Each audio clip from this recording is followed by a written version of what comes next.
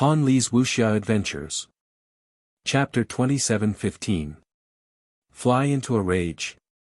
She understood Mo Lian's personality the best. At least on the surface, this crown prince really knew when to advance and when to retreat. He was gentle and refined, making people feel as if they were bathing in the spring breeze.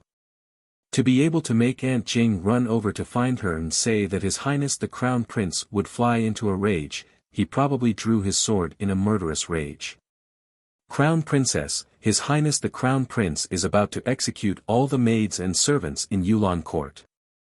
Aunt Jing hurriedly said with a look of shock on her face. Killing people in the Crown Princess's maiden home would be a bad reputation no matter what. Aunt Jing had rushed over in a hurry to find the Crown Princess to save the day. She had a feeling that only the Crown Princess could persuade the enraged Crown Prince, and only the Crown Princess could save the day. The young Crown Princess was startled, and she quickly asked, "What's going on?" As she spoke, she had already walked over to the carriage and swiftly leaped onto it. Aunt Jing mounted the horse and followed beside the carriage. When she saw the young Crown Princess lift the carriage curtain, she leaned over and whispered, "The Crown Princess will know when we get back." The young Crown Princess frowned. It seemed that this matter wasn't easy to talk about outside. She nodded and instructed the coachman to speed up the carriage towards the Mu estate. By the time the carriage arrived at the Mu estate, it was already an hour later. Arbor alighted and immediately rushed to Jade Orchid Court with Aunt Jing and the others. At the entrance, they almost bumped into Mu Qingya, Mu Roxuan, and the others, who were rushing over. Mu Qingya nodded at her and bowed in greeting. The Crown Princess has returned. The young Crown Princess coldly swept a glance at her before turning to run into Jade Orchid Court. The veins on Mu Roxuan's forehead were throbbing in anger. She pulled her mother and whispered, "Mother, why do you have to make yourself suffer like this?" Mu Qingya frowned and patted the back of her daughter's hand. There's a difference between a ruler and a subject. She married into the imperial family and naturally represents the imperial family's dignity. Some etiquette is also necessary. But you're still her stepmother. How can an elder bow to a junior? Mu Roxuan said angrily. All right, let's go in and see what's going on. Mu Qingya tugged at her daughter. She had just recovered from a serious illness and her complexion did not look too good. However, when she heard that the Crown Prince was enraged in Yulan Park, she hurried over. If the Crown Prince was angered, then it was naturally because she, as the mistress of the household, had not made proper arrangements. No matter what, she could not shirk this responsibility. She had to be there. Mu Roxuan felt stifled as she held her mother's hand and walked into the courtyard. At this time, Arbor was stopped by Zhou Mama and several maidservants with disheveled hair. Nanny Zhou and the others knelt on the ground and repeatedly kowtowed to her, crying and shouting. They kept saying that it was Chrysanthemum and Plum Immortal's fault, that they should not be implicated, and so on. Xiao Mu felt her head swell. She simply did not know what had happened. Amidst the commotion, Prince Mo walked out in a green robe. His long hair was disheveled, and he looked like he had just taken a bath. There were still water droplets on his hair that had not been dried with the fire spirit. His handsome face was full of murderous intent. His phoenix eyes narrowed dangerously as he coldly surveyed his surroundings. When he saw Arbor, he was slightly startled, and the hostility between his brows eased a bit.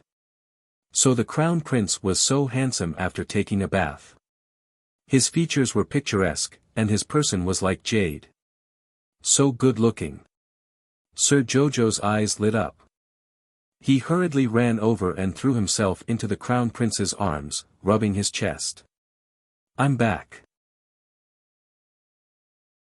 Chapter 27:16. Strangely, Aunt Jing, who was standing not far away from the two, could clearly feel that the Crown Prince's cold and vicious aura, which was as sharp as a blade, had lessened greatly. It was as if he had suddenly gone from the cold winter to the warm spring breeze and flourishing flowers. Aunt Jing let out a small sigh of relief. She felt that her decision to gallop on horseback to find the crown princess to save the situation had been too wise. As expected, only the crown princess could pacify the crown prince, who was burning with rage and had gone berserk. Down. Prince Mo reached out to hug his little wife. His expression finally showed some joy. Looking at the little fellow who was rubbing against his chest, he couldn't help but rub her head. Little liar. It's already dark, and you lied to me that you'd be back soon. The little fellow looked up at the sky, then buried her little head in his chest and rubbed against him. I bought you something good to eat. As compensation. Let's go in and eat. Arbor suddenly paused. His gaze fell on the two people who had been lifted up from the ground and beaten to a pulp. The two women were already so bloody that their original faces couldn't be seen. They couldn't be any more dead. And she could feel that the crown prince despised the two of them to the extreme. Burn them, he said coldly. His subordinates didn't dare to linger for a moment. They hurriedly carried the two women out of the courtyard. The little crown princess blinked and looked up at Prince Mo. The crown prince had always been on the throne. It was impossible to say that he was a kind-hearted person. But she understood him. Deep down, he was actually very indifferent to people and things. He would not easily get angry over such trivial matters. However, once he got angry, there would definitely be bloodshed on the spot. He would not give anyone any chance to breathe. The little fellow was pulled into the room by Prince Mo, and the door was closed with a bang. Her little body was rolled up into a ball and held in his arms. Sir Jojo strangely felt that he wasn't in a good mood. He reached out and patted his back comfortingly. What happened? Jojo, your husband was almost molested by a female hooligan. What? Arbor's hair stood on end. He looked up at him. Who? Are they the two bloody women just now? Mo Lien nodded and angrily recounted what had happened. It turned out that when the crown prince woke up and saw that it was getting late, he planned to take a bath and change his clothes. When Jojo returned, he would bring her to the palace for the banquet. Who would have thought that when the bath was about to end, the two maidservants named Zhu Xian and Mei Xian actually sneaked to the door of the inner courtyard side room, intending to climb in through the window and have close contact with the crown prince. In the end, that girl called Zhu Xian had just taken a step and climbed up to the window when she was discovered by the hidden guards. The secret guard immediately jumped out from his hiding place, picked up the gauzy girl, and threw her into the courtyard. At the same time, the crown prince hurriedly put on his clothes and got up. He pushed open the door and saw the two reckless people. He was so angry that his hair almost curled. It had been a long time since someone could anger him like this. If those two sluts really barged into his room and spread rumors to his little wife's ears, Mo Lien couldn't help but shudder. With the little fellow's awkward personality, he didn't know if she would dislike him and distance herself from him. He couldn't help but feel sorry for himself when he thought about it. Prince Mo hugged his little wife and hurriedly said, before they could climb in, they were thrown away by the secret guard. Chapter 27:17. The implication was that they hadn't seen anything about her husband and that he was still innocent. Arbor was so angry that he felt dizzy. Today's matter couldn't be settled peacefully. How many days had it been since she came back? Why did all the maidservants in her maiden family want to climb onto the crown prince? Who were they trying to disgust? It seemed that her temper was too good. That was why they were all so unafraid of death. The little fellow's face was tense, and Prince Mo felt a little uneasy. She pulled him out of the side room and coldly looked at Nanny Zhou and the others who were kneeling and sobbing in the courtyard. When she saw Mu Qingya's awkward expression, she said coldly, "Guards, prepare the carriage to return to the Eastern Palace." Mu Qingya sighed in relief, but her expression was still a little uneasy. Are the Crown Princess and His Highness the Crown Prince going back to the palace for the banquet? Arbor ignored her and turned to Caixio and Kai Chi. Pack up everything and leave now. Why should she continue to stay in her maiden home when it was so unbearable? It wasn't like she didn't have a place to stay. What a joke. Those who didn't know better would think that she had no choice but to stay here. His Highness the Crown Prince blinked and looked down at his little wife. Jojo, are we going back? Arbor nodded. Let's go home. Mu Qingya looked a little flustered. She couldn't bear the crime of forcing the Crown Prince and the Crown Princess to leave. She hurriedly stepped forward and tried to persuade them. Your Highness the Crown Prince, Crown Princess, I will give you an explanation for this matter. What explanation?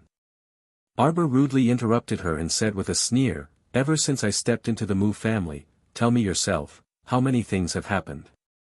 I thought that after what happened with Xiao Xing, you would at least be a little more careful. I didn't expect that you would stuff such trash into Yulan court. No, Mu Qingya was in a panic.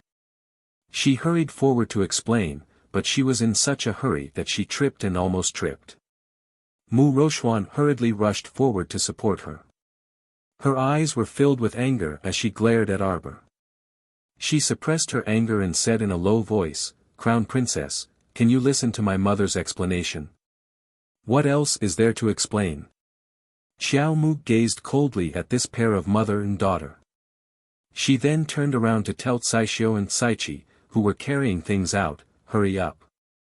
This Crown Prince Consort doesn't want to stay in this foul place for even a minute longer. In any case, he had already received the compensation that he needed. This place was not worth being nostalgic about. Mu Qingya was so angry that she was somewhat out of her wits. When she turned around and saw Mu Jingfeng and Mu Xingchen walking in, it was as if she had grabbed onto a life-saving straw. She hurriedly went forward and apologized, Husband, it's this concubine's incompetence in managing the household that caused the Crown Princess and His Highness the Crown Prince to leave in anger. Mu Jingfeng already knew about what happened in Yulan court. Now that he saw the little Crown Princess's angry appearance, he could not help but feel angry. What are you doing now? Making a fuss at home all day long without a moment of peace. Arbor could not be bothered with him. If he wanted to make a fuss, then let him. In any case, in this man's eyes, she was not a good daughter no matter what. To be able to make someone who had never accepted you like you, that was quite a difficult setting.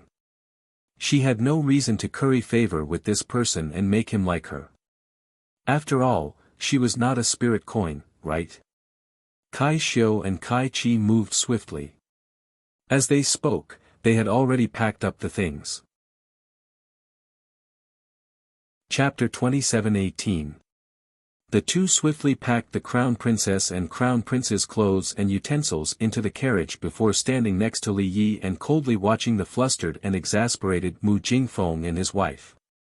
What thousand-year-old patrician family! The servant girls they raised were all the same kind of trash, wholeheartedly wanting to climb into their master's bed. They were simply rotten to the core. These reckless things must have thought that His Highness the Crown Prince's normally gentle temperament was easy to bully. How could they have expected that this Crown Prince was actually an exceptionally cold and indifferent person? After interacting with the couple for a few days, Caixio and Caichi had already grasped their two masters' temperaments. His Highness the Crown Prince looked very good-natured, but he was actually much more hard-hearted than the stoic-faced Crown Prince Consort. Arbor. Mu Jingfeng couldn't help but berate. She didn't even say a word and immediately dragged the Crown Prince back to the Eastern Palace, never to return home again. If word got out, people would really think that their Mu family had slighted their daughter and son-in-law who had returned home. If the Emperor knew, he would think that their Mu family didn't welcome His Highness the Crown Prince's return to the capital. What are you yelling for? Prince Mo coldly glanced at Mu Jingfeng. At this time, Mu Jingfeng's retainer walked over and whispered into his ear. Only then did Mu Jingfeng's cold and hard expression slightly ease up. He patiently cupped his hands towards His Highness the Crown Prince and gently advised, Your Highness the Crown Prince, I have already investigated this matter, including Xiao Xing's clash with the Crown Prince last time. It truly has nothing to do with Madam. Mu Xingchen already knew what happened in Yulan court at this time. He walked up and coldly looked at Zhou Mama's party. You all truly have big guts. These wicked servants actually dared to covet his brother-in-law and wanted to steal his sister's man. They simply deserve to die. Zhou Mama's entire body trembled. She also felt extremely wronged in this matter. Who would have thought that Chrysanthemum Fairy, the two most intelligent and sensible servants, would do such a foolish thing and even implicate themselves? Xiao Xing had already infuriated the Crown Prince and Crown Princess. Now, Chrysanthemum Fairy was even bolder, actually daring to secretly climb through the window, wanting to take advantage of His Highness the Crown Prince's bath to get close to him. He was truly audacious. Eldest young master is wise. This servant is definitely not on the same side as these two wretched girls. Nanny Zhou kowtowed with tears and snot flowing down her face. She hurriedly said, the two of them were so audacious that they deserved to die. However, we are innocent. Mu Xingchen glanced at them coldly, then looked at Madame Mu with a hint of suspicion in his eyes. Madame really doesn't know about this? Mu Qingya raised her head abruptly and looked at her son in shock. She stared at him blankly as if she didn't recognize him. Big brother. Mu Rochuan panicked. How can you treat mother like this? You actually suspect mother? Why? Don't you know what kind of person mother is after all these years? You're pissing me off. Xian, don't talk to big brother like that. Mu Qingya grabbed Mu Rochuan's hand with tears in her eyes. Mu Xingchen also felt that his question was abrupt. Seeing Mu Qingya on the verge of collapse, he couldn't bear it any longer. Thinking of Mu Qingya's meticulous care for him all these years, he couldn't help but let out a long sigh. I also hope that I guessed wrongly. However, all the signs indicated that Madame really couldn't escape her involvement in this matter. Chapter 27:19. At the side, Mu Jingfeng was also angered half to death. He coldly looked at his son and said, "You're really becoming more and more outrageous. You don't even call her mother and learn from some uneducated people to call her madam." Mu Jingfeng angrily said, "Just as your younger sister said, your mother has taken care of you for so many years. Don't tell me that she's nurtured you into an ingrate. Let's go." Arbor could not be bothered to listen to Mu Jingfeng's indirect scolding and directly gave the order to pull His Highness the Crown Prince out of Jade Orchid Court. "Stop right there!" Mu Jingfeng exasperatedly roared. Seeing that Arbor ignored him and pulled the Crown Prince out of Jade Orchid Court, Mu Jingfeng could not help but angrily shout, "This matter has nothing to do with your stepmother. Father has already investigated clearly. These two girls, Zhu Xian and Mei Xian, are concubine Shi's subordinates in your Jade Orchid Court." Mu Qingya was startled and turned to look at Mu Jingfeng. "Husband, this matter has been investigated clearly?" Mu Jingfeng nodded with a heavy expression. Last time, Xiao Xing suddenly went crazy in the woodshed because concubine Shi sent Mu He to secretly sneak into the woodshed at night. Mu Rochuan angrily said, "What is concubine Shi up to now? I've already sent people to call concubine Shi and Mu He over. Can't the crown princess be at ease for a moment? Must she be so obstinate and self-opinionated, not listening to others at all and pouring dirty water on Madame's head? Mu Jingfeng, you'd best pay attention to your words." Prince Mo turned around and coldly looked at Mu Jingfeng before him.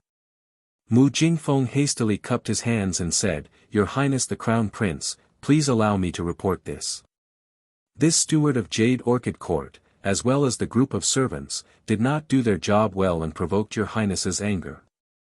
I will naturally banish all of them from the Mu family. I hope the two of you will stay for a moment. Concubine Shi dared to do such a daring and presumptuous thing, so I will definitely properly punish her." When Nanny Zhou and the rest heard this, they all collapsed to the ground and cried to the heavens and the earth, begging the family head to let them off. However, Mu Jingfeng did not even spare them a glance and directly got people to drag them to kneel outside Yulan court. Just as Shi Huixin entered Yulan court with an uneasy heart, she saw Mu Jingfeng rudely kick her in her direction. Ah! Shi Huixin immediately knelt on the ground. This heavy kick was avoided by her. Second Miss Mu Ro Yen and sixth Miss Mu Ro Yun came over together. Seeing this, they hurriedly reached out to help their mother up. Their faces were filled with anger as they turned to look at their father, Mu Jingfeng. "Father, what are you doing? Ask your good concubine what she did." Mu Jingfeng glared at Mu He, who was kneeling at the side. "Stop pretending. I've checked everything out. Today, the two maidservants in Yulan Garden, Shi Huixin, were arranged by you. Also, that last Xiao Xing went crazy in the woodshed. You must have asked Mu He to drug her with some kind of medicine. That's why she mutated into a monster. It must be some kind of poisonous powder that causes people to go berserk." Shi Huixin trembled with fear and could not help but cry out for injustice. "Husband, you can't wrong me like this just to protect Madam, right? Madam is the one in charge of the entire household. The manpower in Yulan court was also allocated by Madam. What does it have to do with this concubine? You still dare to spout nonsense and deny it." Mu Jingfeng angrily said. He directly threw some jewelry he found in the two maidservants' room in front of Shi Huixin. "Did you reward these? Heh, it's true that generous rewards will attract brave men." Chapter 27:20. Concubine Shi was terrified, her eyelids twitching uncontrollably.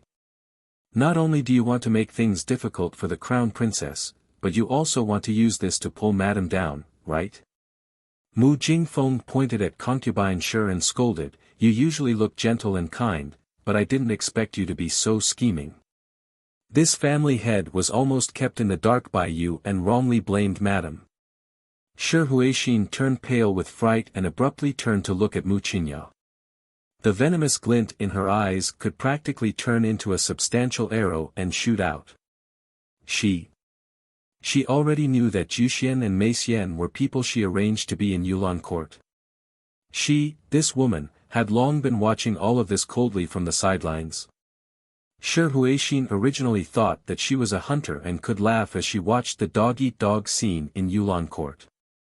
How could a man not have an affair? Even if the crown princess was a fairy, there would always be a time when men were disgusted. What was wrong with changing their tastes?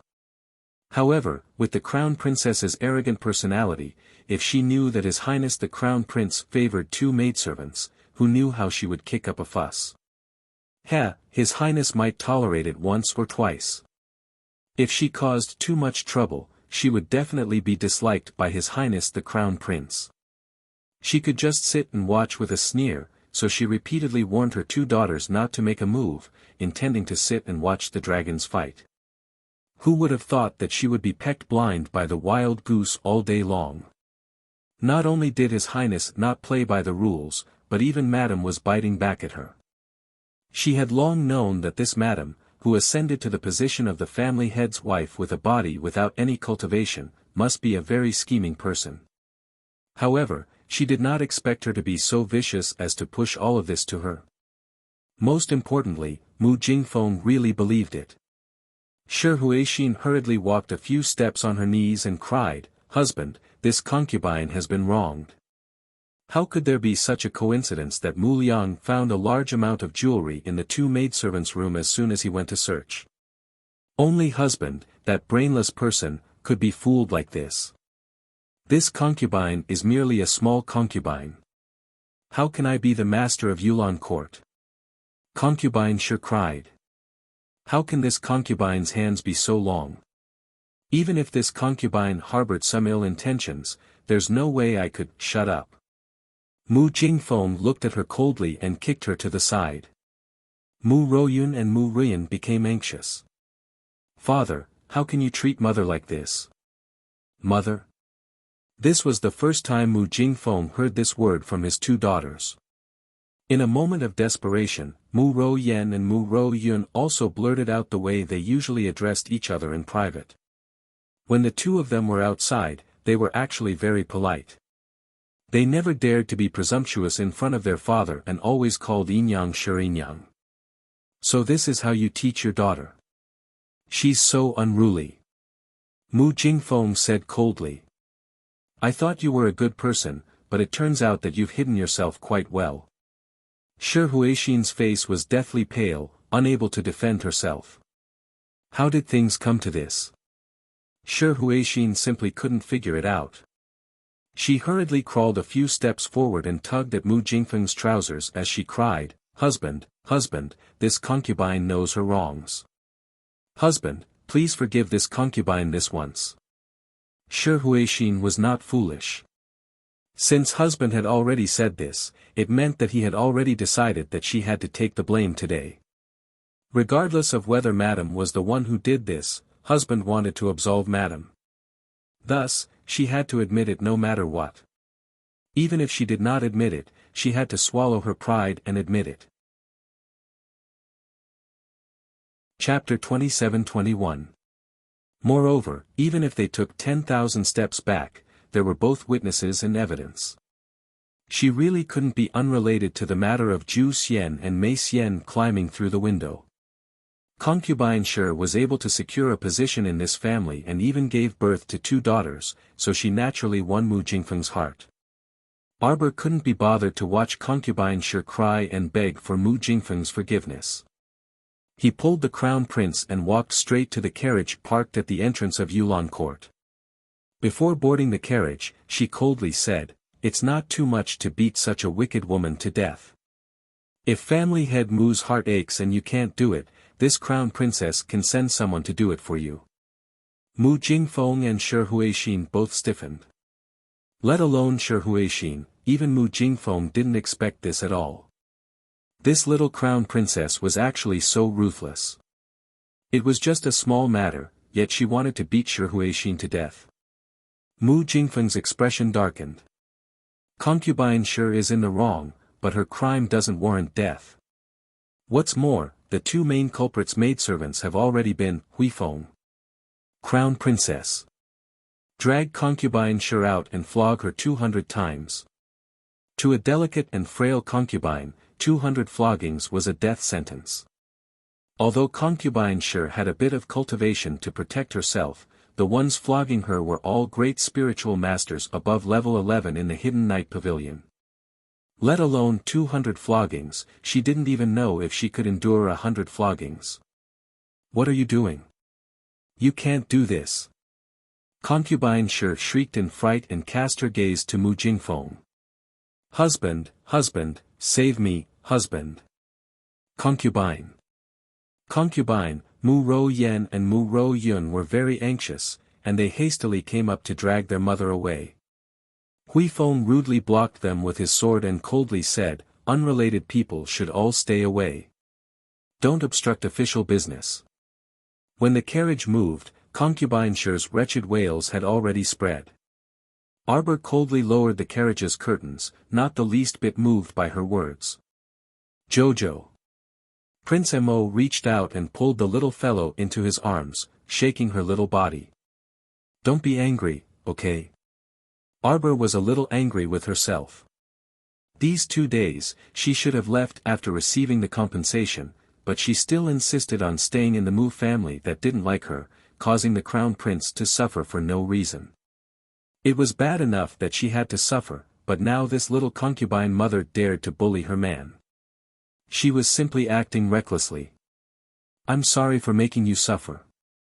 Arbor nestled in his arms obediently, feeling a little down.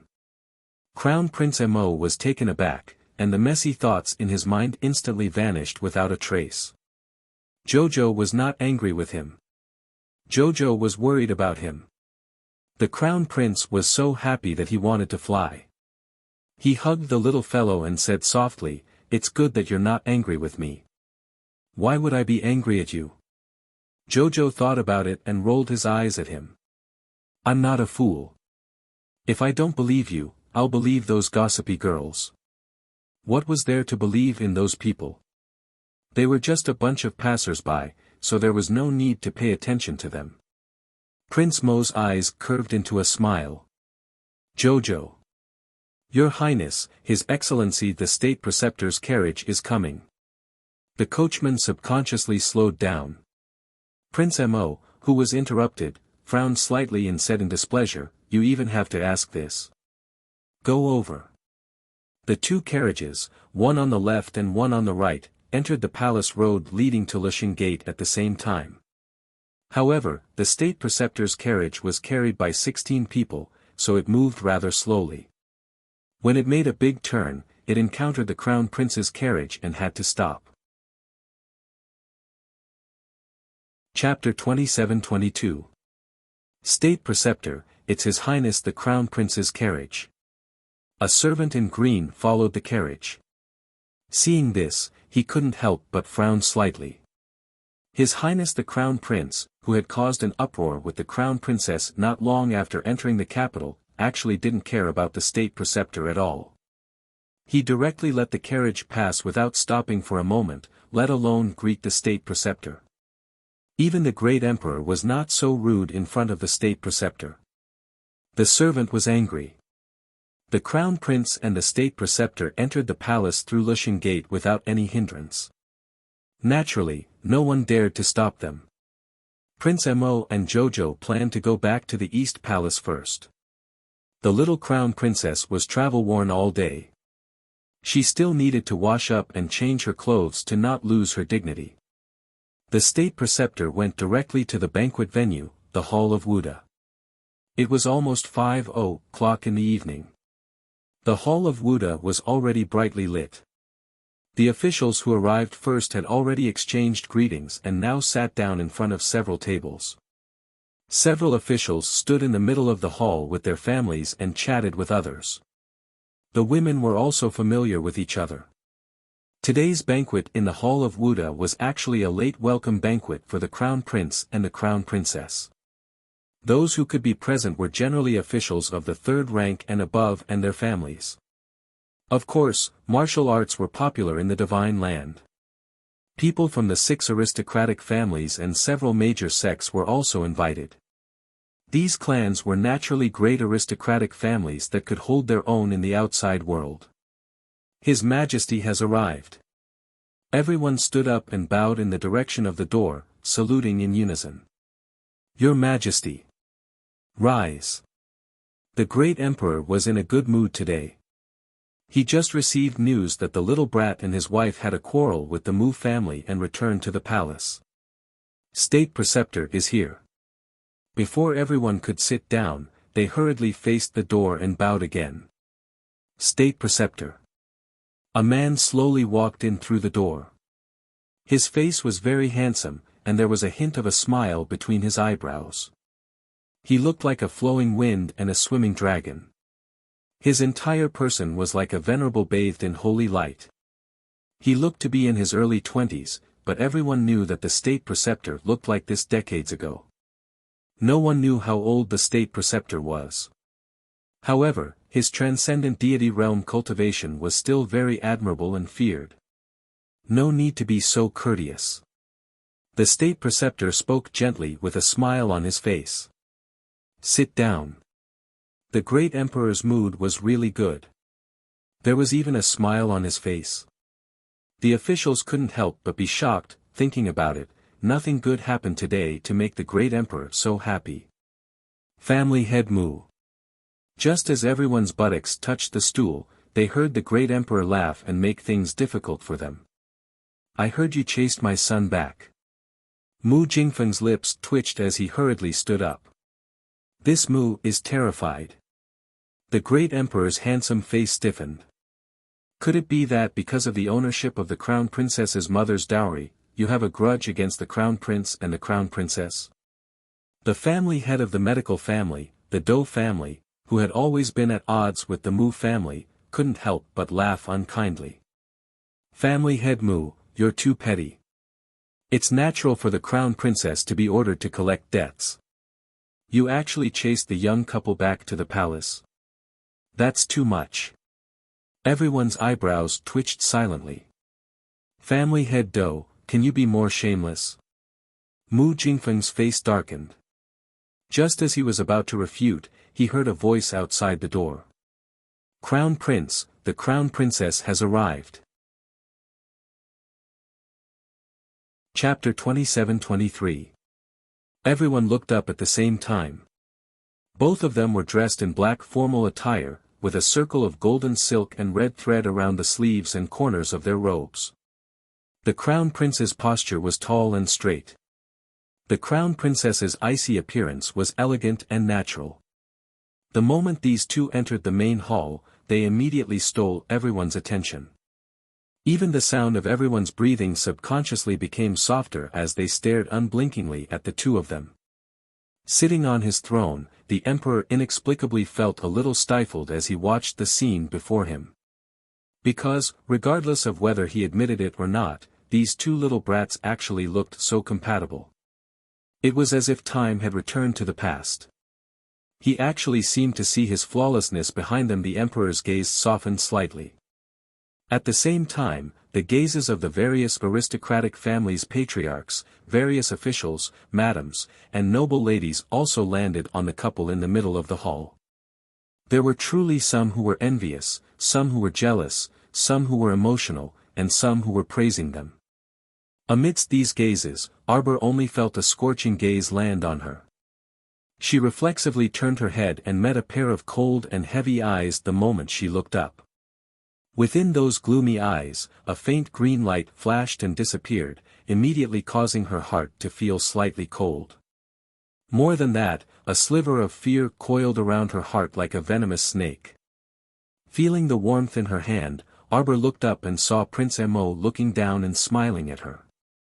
Only then did the uneasiness in her heart subside a little. But heaven knew that in that instant, she was shrieking and cursing in her heart, not dead. Not dead, not dead. That guy Omega Katoku really didn't die. The body she shot to death on Seikong planet was nothing more than an unremarkable clone of that man. It would be a lie to say that she wasn't disappointed. The second young master naturally also saw the shock and disgust hidden in the little fellow's eyes, and a faint anger involuntarily surfaced in his heart. What was going on? It shouldn't be like this. She shouldn't be disgusted with him. The second young master didn't know why, but a voice kept echoing in his heart like a curse. She should be his. She was his. How could she look at him with such a hateful gaze? How could that be? Arbor's cold eyes were almost spewing out flames of anger. This Omega Katoku, the way he looked at her now was the same as in her previous life, filled with a strong perverted possessiveness. It wasn't her imagination. This was true. Could it be that this pervert wanted to find a cage and lock her up again? At the thought of this, Jojo could not help but feel as if the blood in his body had frozen. His entire body was slightly stiff. She wanted to gouge his eyes out. She wouldn't allow this man to look at her like that again. Not allowed. The little fellow clenched his fists fiercely, looking like he was about to go berserk. Mo Lien immediately felt that there was something wrong with the little fellow's mood. She immediately reached out to hold the little thing's little hand and squeezed her palm to comfort her. Jojo. Arbor's nearly uncontrollable violent aura paused slightly, and he raised his head to glance at the crown prince with his large, watery eyes. His aura calmed down inch by inch, but his eyes looked as if they were about to be quenched with poison as he stared coldly at the young master Omega Katoku. The eldest young master beside him saw that the situation wasn't right and hurriedly raised his hand to tug at his second brother. He coughed lightly and said, "Second brother, Jojo doesn't like you very much." Chapter 27-24. A middle-aged man with a heavy aura sitting next to the two looked up, and an intimidating aura abruptly burst forth from his body. That aura rushed straight for the crown princess, but before it could reach her, it was brushed away by a force emitted from the emperor's hand. Family head Qin, why are you suddenly making things difficult for the crown princess? The emperor's expression didn't change as he asked indifferently. Qin Hong laughed heartily, which clearly didn't match the gloomy expression he was looking at the crown princess with. This old man made a slip of the hand. Please forgive me, your majesty. Made a slip of the hand? Who are you trying to fool? Just now, that powerful force was clearly aimed at the crown prince consort. If the emperor hadn't intercepted it, the crown princess might have already collapsed to the ground. Seekong Star Battle Squad has arrived. The eunuch's abrupt voice broke the slightly awkward atmosphere. Everyone's mouths couldn't help but twitch, and they asked each other with their gazes, who is this Seekong Star Battle Squad? Why haven't we heard of them before? They felt that it wasn't too likely that nameless mercenary teams would be invited to such a formal palace banquet, right? Little Fatty led his team members in valiantly and spiritedly. He looked straight ahead at the emperor on the throne and bowed in greeting. Greetings, your majesty. The emperor naturally knew that the crown prince had invited several friends to attend the banquet. When he saw this, he also nodded amiably at them and pointed to the seats on the side, indicating for them to take their seats.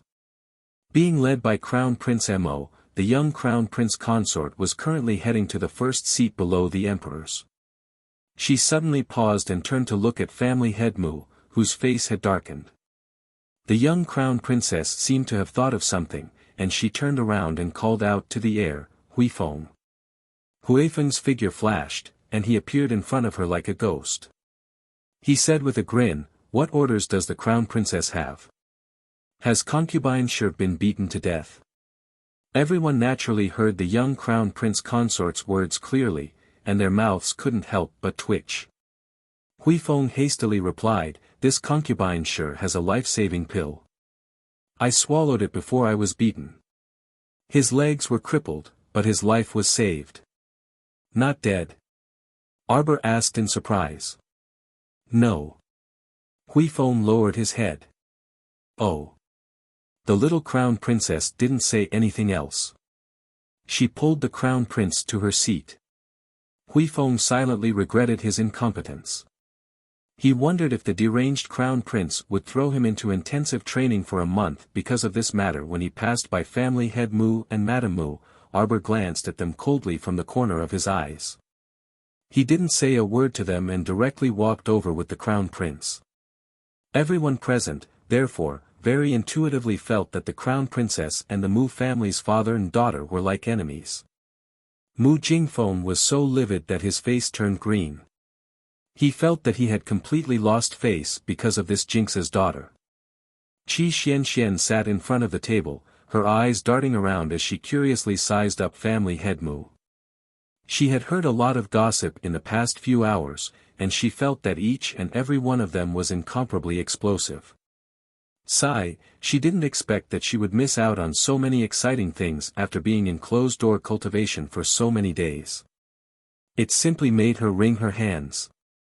Qi Xianxian secretly clenched her fists and couldn't help but sigh inwardly. Many things happened to Jojo, but she wasn't able to participate in them in time. Now that she thought about it, it was truly a huge pity. Chapter 27-25. After the two of them sat down, their gazes naturally met with the esteemed state preceptor sitting across from them.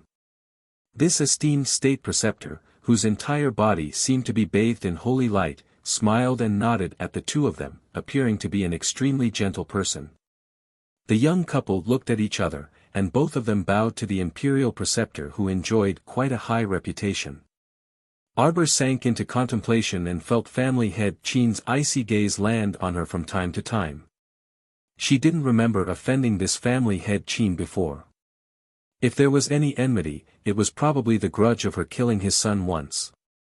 Arbor recalled that day when she condensed water into ice and formed an ice arrow that pierced through Omega Kotoku's chest. All of a sudden, it was as if his soul had been shattered, and he turned into a fragmented shadow.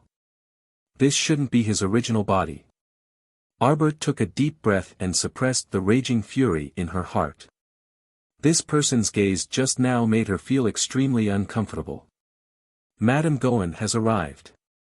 Arbor felt a slight warmth in her palm, and she looked up at the crown prince's inquiring gaze. She shook her head slightly at him to indicate that she was fine. She turned around and looked at the group that entered through the door. Her graceful figure was wrapped in a crisp red brocade, and her makeup was very exquisite. She heard that this Madame Goen was in her early 50s, but her dressing was still as beautiful as a young girl's. "Greetings, Your Majesty." Madame Goen's voice could practically seep into one's bones when she spoke. The Emperor nodded at her with an indifferent expression, indicating for her to take a seat. Madame Goen pursed her lips in a smile and slowly walked towards Arbor and her husband. When she passed by the Qin estate's table, which was the head of the 6 great patrician families, her gaze intentionally or unintentionally glanced behind and landed on the livid 5th young Master Qin, throwing him a coquettish glance. 5th young Master Qin nearly vomited, looking as if he had eaten a fly and feeling extremely disgusted. "Crown Prince, Crown Princess." Madame Goen stopped in front of the young couple's table. The Crown Prince cast her an indifferent glance and nodded slightly. "Madame Goen. Crown Prince calls our country's Madaman, isn't it too much of an outsider?" Madaman said with a smile, as if there was no enmity between the two people. "I'm your mother's older sister. The Crown Prince and Crown Princess can just call me Aunt." "I'm not familiar with you." The little Crown Princess replied coldly. She was currently in a bad mood, so how could she be willing to waste her breath on this woman? Madame Gui's face stiffened. She couldn't believe that the little Crown Princess in front of her wouldn't give her any face. This was in front of everyone, right under the eyes of the great emperor, yet he dared to be so disrespectful to her aunt. Wasn't he too arrogant? Gui's face darkened. He looked coldly at the little Crown Princess and thought, "You refused a toast only to drink a forfeit. I didn't want to make things difficult for you at this time. But now, if you don't know how to appreciate favors, then you'll be unlucky to make a fool of yourself in front of everyone." When Madame Goen thought of this, the smile on her face deepened. She stared at the young Crown Prince Consort with a smile and said in a soft voice, "Crown Prince Consort, I heard that you have a 3-trial agreement with the Emperor. You haven't passed the 3rd trial yet, right?" The little Crown Princess glanced at her coldly. "Can you not pinch your throat when you speak? It's as unpleasant as a rooster's crow. This Crown Princess isn't a man and doesn't need you to be so pretentious." Pfft. Chapter 27-26. One of the officials spat out a mouthful of wine, and a few more people in the hall pretended to cough to cover up their laughter. "You!" Madame Goen's face turned green with anger. This Crown Princess was too straightforward. It was infuriating. She had interacted with all kinds of people in the past 50 years, but she had never seen such an infuriating young lady. "Good, good, good. I wanted to give you some face, but I didn't want you to lose too badly. Since that's the case, there's no need to give her any face at all." Madame Goen thought to herself with a cold face. "Goen." The Emperor frowned and called out to her unhappily. The 3 questions could have been tested privately. It wasn't appropriate to bring it up in today's setting. If the Crown Princess won, the Emperor would feel like he had been slapped in the face in public. If the Crown Princess lost, his son would definitely not give him face. In any case, the Emperor felt that it was inappropriate no matter what.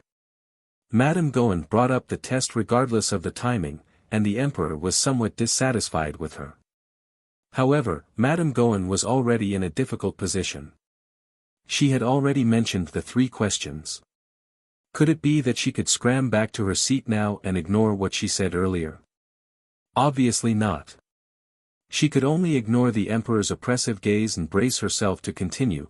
"Crown Prince Consort, do you dare to accept the 3rd question in front of everyone?" With a cold expression, the young Crown Prince Consort sized her up and said bluntly, "How big of a face do you think you have? You dare to make me accept your test? Who do you think you are?" Everyone, the imperial censors, chuckled in their hearts.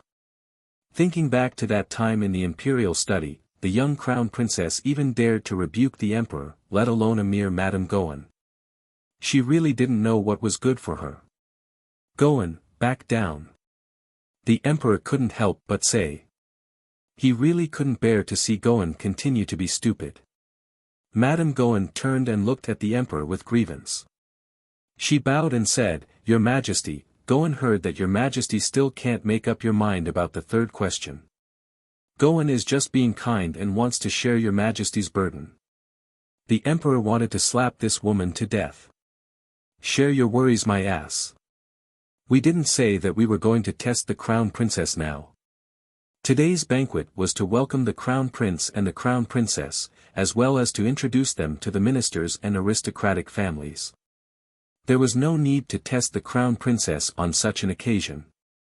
But now that the National Security Bureau had brought it up in public, it was really difficult to back down. I still need to think about the questions." The great emperor braced himself and tried to shirk the responsibility. Unexpectedly, Madam of the National Security Agency, who usually knew how to read people's expressions and was sophisticated and tactful, had to compete with the crown princess today. As if she didn't understand the emperor at all, Madame Gohan nodded and said, "Gohan has a good idea here. As everyone knows, the National Security Agency is an expert in perfumery. If the crown princess can crack the fragrance created by the National Security Agency within 2 hours, then it will be considered that the crown princess has passed this test. What do you think, Your Majesty?"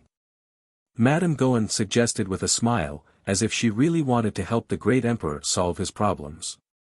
Her face showed some sincerity. "We don't think so." Although he secretly wanted the young crown prince consort to lose a match, that was only in private.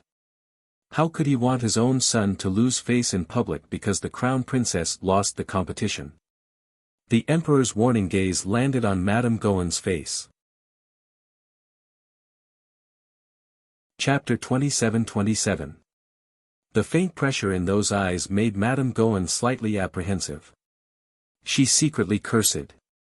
She wanted to slap the young couple's faces so much that she completely forgot about the emperor. But now, the words had already been spoken, and it was hard to take them back. She couldn't admit defeat, or else it would be slapping her own face. She could only brace herself and say, "Does the crown princess dare to challenge me?" The fragrance made by Gohan might cause hallucinations, but it might also make one's body feel comfortable or uncomfortable. If the little crown princess couldn't dispel this fragrance, it was very likely that she would make a fool of herself in public. Madame Gohan couldn't help but feel smug. After saying that, she smiled and looked at the little crown princess, waiting for her to fall into her trap with certainty. Young people, after all, were full of youthful vigor. They definitely wouldn't be able to withstand her provocation. Unexpectedly, the little crown princess only glanced at her indifferently. "You want me to smell the fragrance and dispel it? Must I do as you say? On what basis? You're quite shameless, daring to chirp in front of me." Scram! Everyone was instantly speechless. These words were really straightforward. Just by looking at Madame Gohan's expression, one could tell that she was about to explode from anger. On the side, family head Do swept a glance at the juniors sitting behind him, and his gaze landed on 2 outstanding youths. He suddenly thought of something and asked in a low voice, "Fengmian, Fenghua, you two are also from Seacombe Planet. Did you know the crown princess in the past?" Family head Do felt that he had truly discovered the truth. Looking at the 2 children from the Branch family who looked like they had eaten dirt, they must have suffered a lot in the hands of the little crown princess in the past. Do Fengmian couldn't help but nod weakly, thinking, luckily, Fengqi and Fengyao are in closed-door cultivation and didn't come over. Otherwise, if they saw the little crown princess, they might start cursing again. Family head Do looked doubtfully at Do Fengmian and her brother and asked a bit nosily, "You know that Seacombe Planet battle team too?" "We don't." Do Fenghua said indifferently. Then, she didn't even need to guess and said, "The crown princess was probably too lazy to think about the name of this team and casually came up with it." Family head Do, in that case, the little crown princess was indeed a carefree person. Cough. Family head Do still wanted to talk to the two branch family children, but seeing that they didn't look happy, he couldn't help but shut his mouth. She wasn't even in the mood to chat. Even if he wanted to, he couldn't at this moment. The Do brothers were silently cursing in their hearts, "Who the hell wants to chat with you? Of all things to chat about, the little crown princess, there's no point in chatting." Whoever wanted to mess with the crown princess could do so. It had nothing to do with the brothers anyway. "Goen," the great emperor said impatiently. "Sit down." Madame Goen clenched her fists tightly. Just as she was feeling tired of fighting alone, a bright female voice came from behind her. "The crown princess doesn't dare to accept Madame Goen's generous offer. What does this mean?" Zhongli Jiwei said with a smile, "Is the crown princess afraid to fight?" The young crown princess's gaze swept over Zhongli Jiwei's face, then turned back to silently look at the crown prince. Prince Mo. He instantly understood the young crown princess's meaning. "It's your fault. The Zhongli family's girl made things difficult for Jojo because of you. This person was like a dead dog, always biting onto her and not letting go. Annoying." Xiao Qiao thought about it for a moment and decided to kill the annoying fly. Chapter 27-28. You want to set the exam questions on behalf of His Majesty? Arbor coldly looks at Zhongli Jiwei, "Or you?" She looks at Madame Goen. Both of them don't dare to answer casually. "What do you mean by setting the exam questions on behalf of His Majesty? How can they have such great ability to do something on behalf of His Majesty?" Xiao Mu stood up. For a moment, all the sounds in the main hall inexplicably disappeared. The great emperor sits upright on the throne. When he sees the little crown princess stand up and walk to the center of the hall, the corners of his eyes can't help but twitch. Very strangely, he actually feels that something very tragic is about to happen, "Royal Father." The young crown prince consort's shout caused everyone to silently lower their heads and inwardly convulse with laughter. Cough, you say it.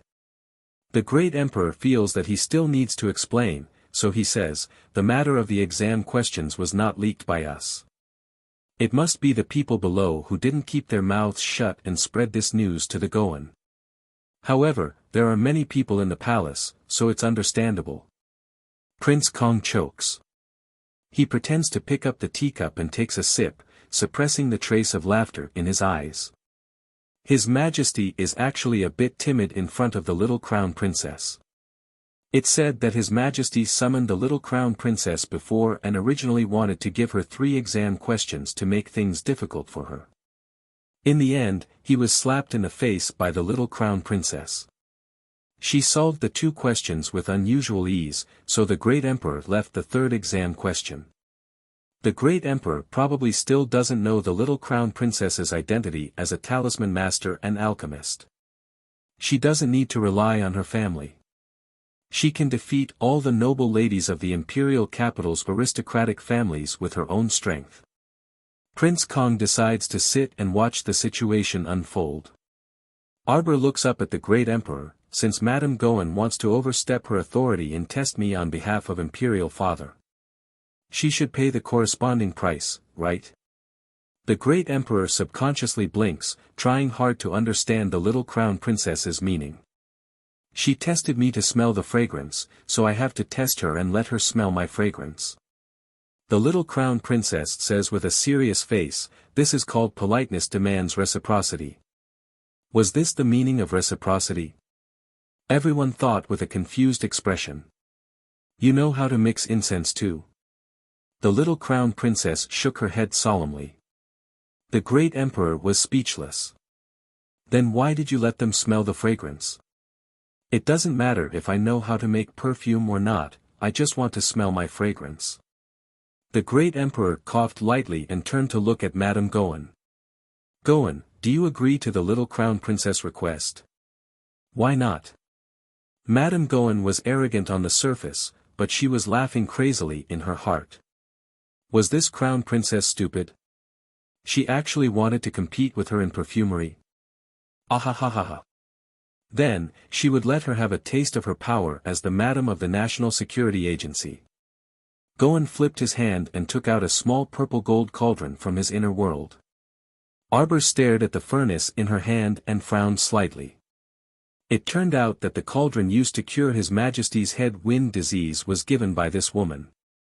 Treating the symptoms but not the root of the problem was useless. Wait.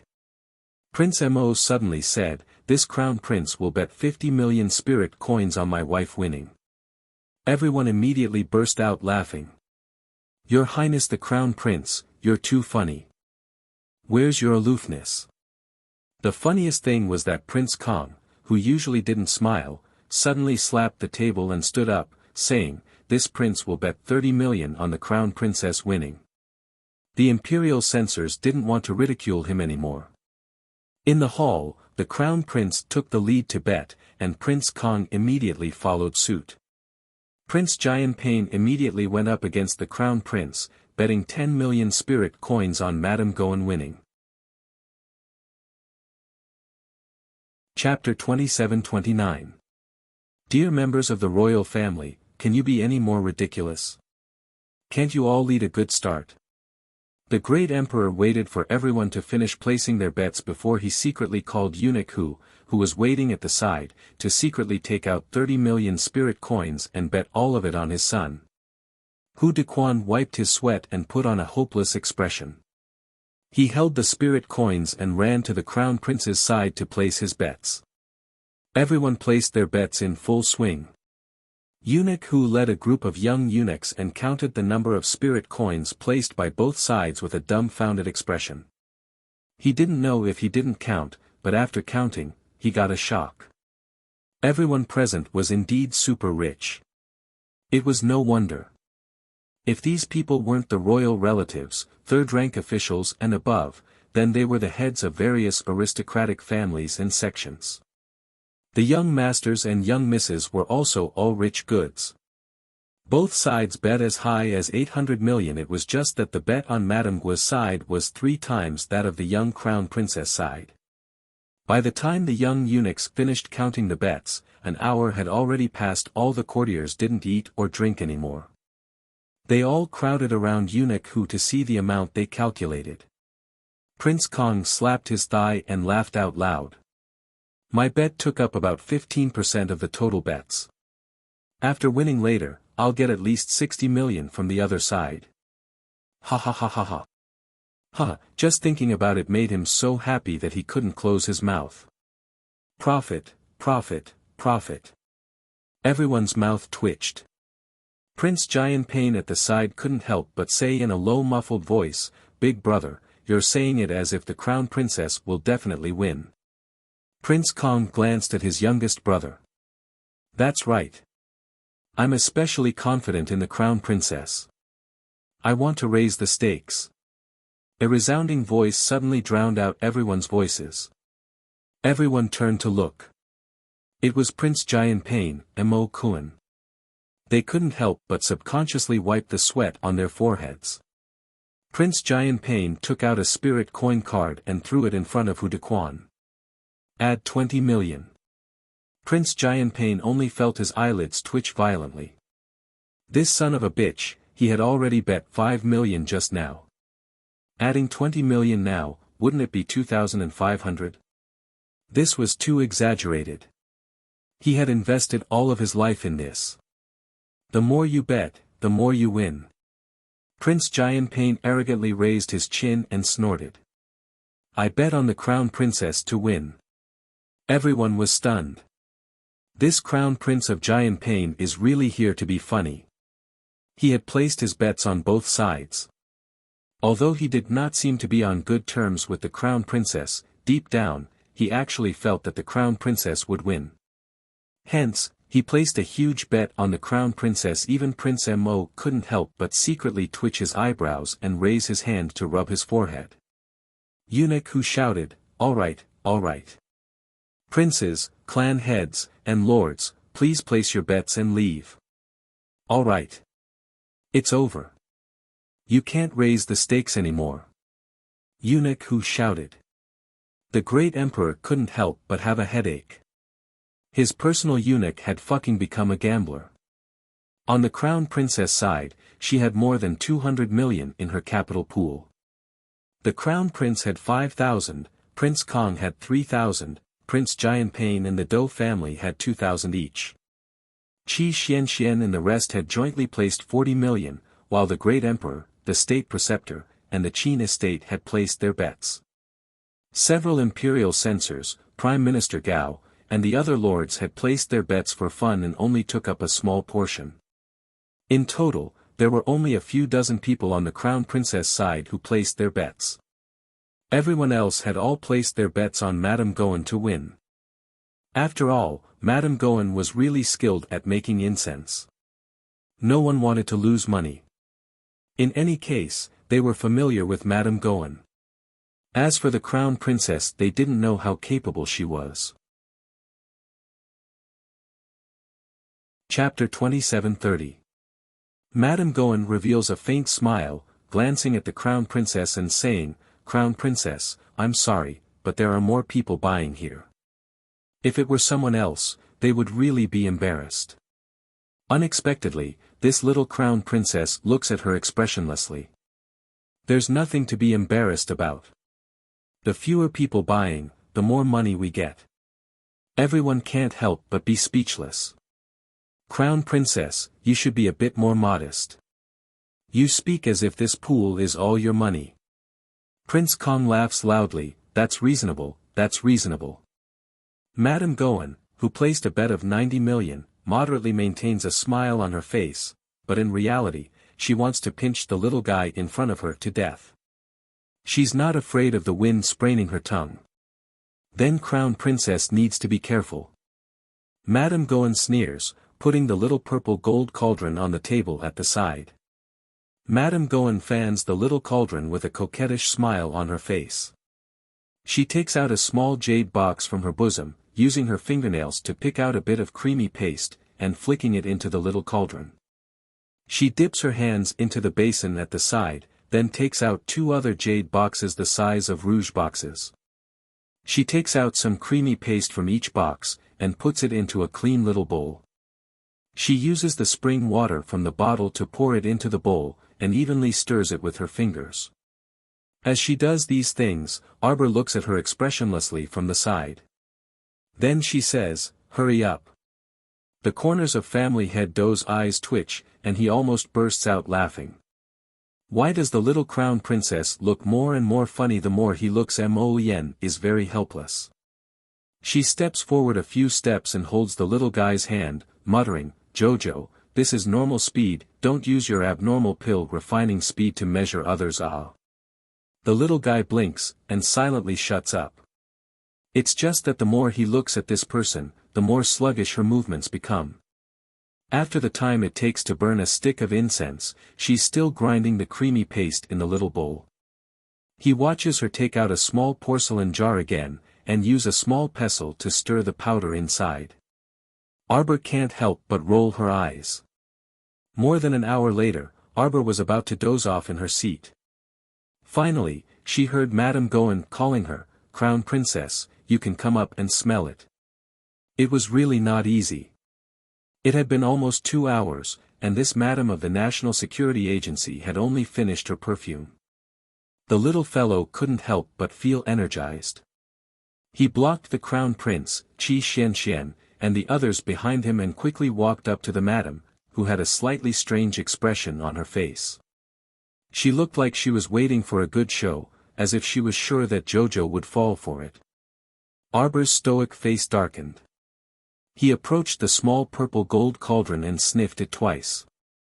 It was a sickeningly sweet smell. "Your taste is too sweet," the little crown princess criticized. "Are you trying to kill me?" Madame Goen's beautiful face turned sour. She didn't want to talk to this infuriating little guy. Anyway, she was just waiting to see her make a fool of herself. However, 1 minute, 2 minutes, 10 minutes passed, and the little crown princess looked at her expressionlessly. You come closer, and sniff more." It must be because the fragrance wasn't enough. The little crown princess followed her instructions and sniffed a few more times. After a few minutes, there still wasn't any reaction. Madame Gohan became anxious. She held the cauldron and said to the crown princess, You sniff more. It's useless even if I drink it, it's useless to me. The little crown princess said impatiently. Alright, it's your turn to sniff. She didn't seem to be mixing the perfume, but just lightly flicked her little sleeve. A faint smell, like smoke, entered Madame Gohan's nose. Chapter 27:31. Mrs. Gohan was flabbergasted. Her face stiffened as she stood there for a long while. Only then did she carefully size up the young crown princess. Her mind was clear, her eyes were bright, and there were no symptoms of the hallucinogenic fragrance. How could this be? That was her newly developed hallucinogenic fragrance with indescribable effects. But. She asked the crown princess to come closer to smell it, and the crown princess was quite cooperative. After smelling it for a long time, there was really no reaction at all. What was going on? Could it be that she had mixed the fragrance incorrectly? Mrs. Gohan was about to go closer to smell it when she heard the young crown princess say impatiently, Okay, it's your turn to smell it. She didn't seem to have mixed any fragrances, but with a light flick of her sleeve, a very faint fragrance blended into her breath. Mrs. Gohan's expression changed slightly, and she quickly and secretly blocked her 5 senses. She couldn't help but feel a little proud. After all, the crown princess was young and didn't know how to be flexible. As long as she sealed her 5 senses, wouldn't she be able to completely block out that fragrance? Strange, her head felt a little dizzy. Mrs. Gohan instantly felt that something was wrong. She heard the young crown princess say coldly, It's useless even if you seal your 5 senses. Her poisonous fog, as long as it came into contact with a person's skin, it would be pervasive. Hallucinogenic, huh? Arbor smiled coldly. This woman who was indulging in the wildest fantasies actually wanted to humiliate her in front of everyone. Where exactly did she get the confidence to think that Lord Xiao Xiao would fall for such a low-level trick like hers? Arbor sneered at Mrs. Gohan, then returned to her seat with a flick of her sleeve. Seeing her return, Prince Mo reached out to hold her little hand and asked curiously, What's in that smoke? Because at this moment, Mrs. Gohan's face was already abnormally red. Looking at her dazed expression, it was a little painful to the eyes. Hallucinatory, Arbor snorted and said with a look of disgust, Give her a hazy and hallucinatory dream. However, looking at her lecherous smile, he knew what kind of dream this was. Madame Gohan had already started her performance. First, she let out a short whimper, followed by the madam falling to the ground in front of everyone. Her wrist trembled slightly as she unbuttoned her gown, and an indescribable sound came out of her mouth. Everyone looked in shock at the extraordinary performance of the Madam of the National Security Agency in the center of the hall. They couldn't believe their eyes. The old censors' faces turned red. They flicked their sleeves and scolded angrily, What an eyesore! Preposterous! Hurry up and pull her up. Rude, rude! The great emperor sat on his throne. His eyelids had been twitching non-stop since just now. Seeing Madame Guo's current state, he hurriedly ordered Hu Dequan beside him, Get someone to send her back to her residence. Madame Gohan let out an infatuated chuckle. At this time, she had completely sunk into that hallucinatory dream. Sitting in the Qin family's seat, 5th young Master Qin's hair stood on end as he looked at this wanton woman. He felt a stifling feeling in his chest, and he wanted to find a place to spit it out. Mommy, what exactly is she dreaming of? Her expression is so disgusting. Qi Xianxian rubbed the goosebumps on her arms and couldn't help but shudder, revealing a disgusted expression. Chapter 27:32. It must be a wet dream. Sitting next to her, Ma Ta couldn't help but smile vulgarly. Qi Xianxian turned to glare at him. Shameless. Hey, how am I the shameless one?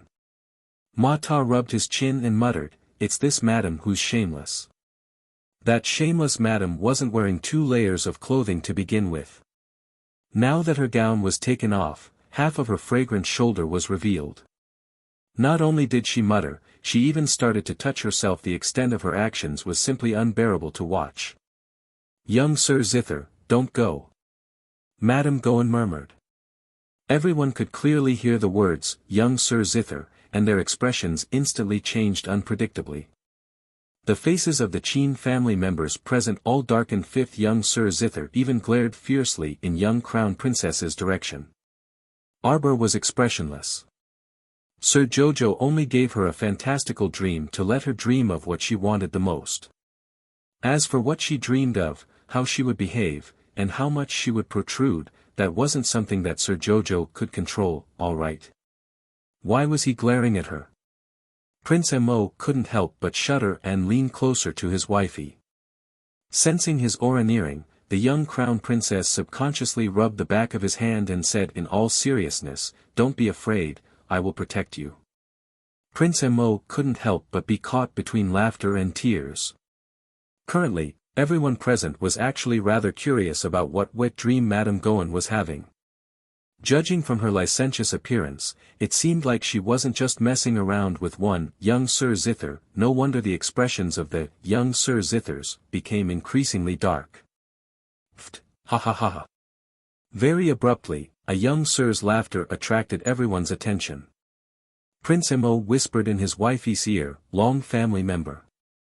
Arbor looked coldly at that young Sir Zither. This person was the 2nd son of Patriarch Long Shoshin, Long Chang. That day in Arbor's despondent pavilion, he had actually seen him when he blew up the silk pants Shi Jin Bao and the others into the sky.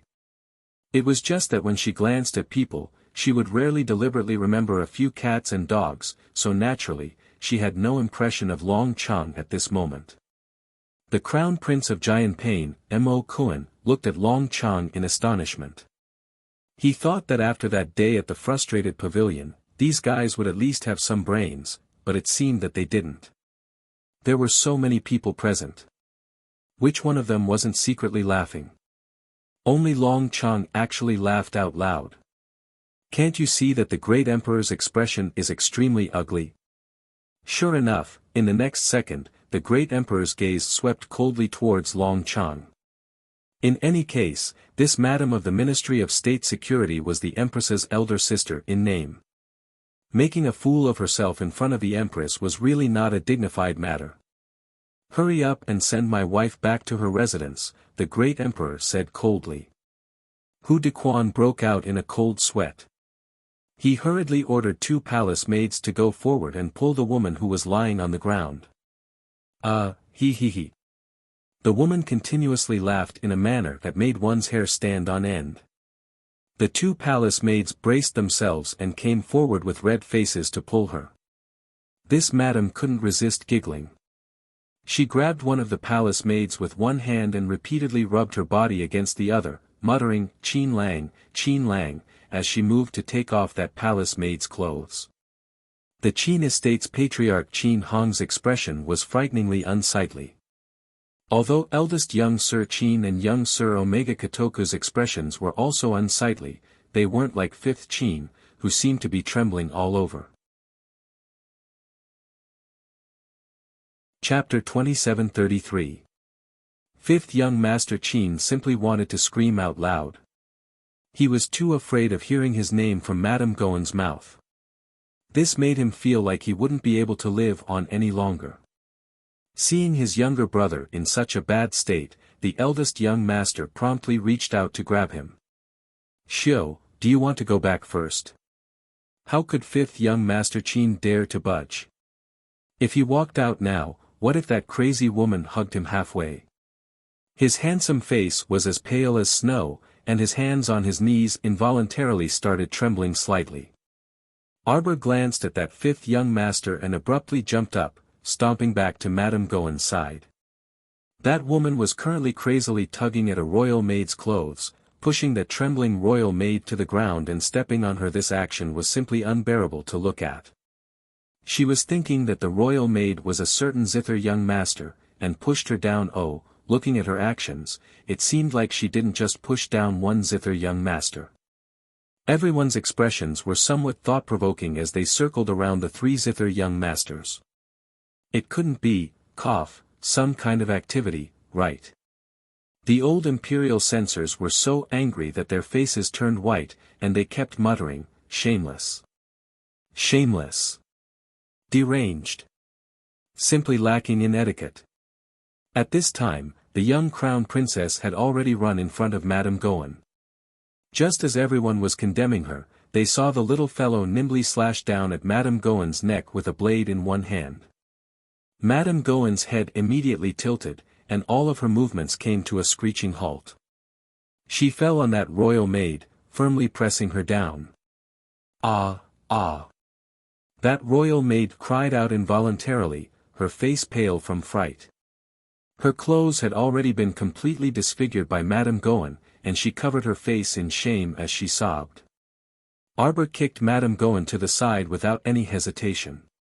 She took out an outer robe from her inner world and draped it over that disheveled royal maid, pulling her up. That royal maid cried as she saluted her gratefully. Clutching the outer robe draped over her body, she hastily retreated. Deranged. The young crown princess angrily rebuked. Everyone, the great emperor's lips twitched as he resisted the urge to beat up a child. The corners of everyone's eyes twitched visibly. The little crown princess said expressionlessly, I won. The great emperor couldn't help but raise his hand to support his forehead. He waved his hand weakly and said, send Madame back to her residence. Send Madame back to her residence.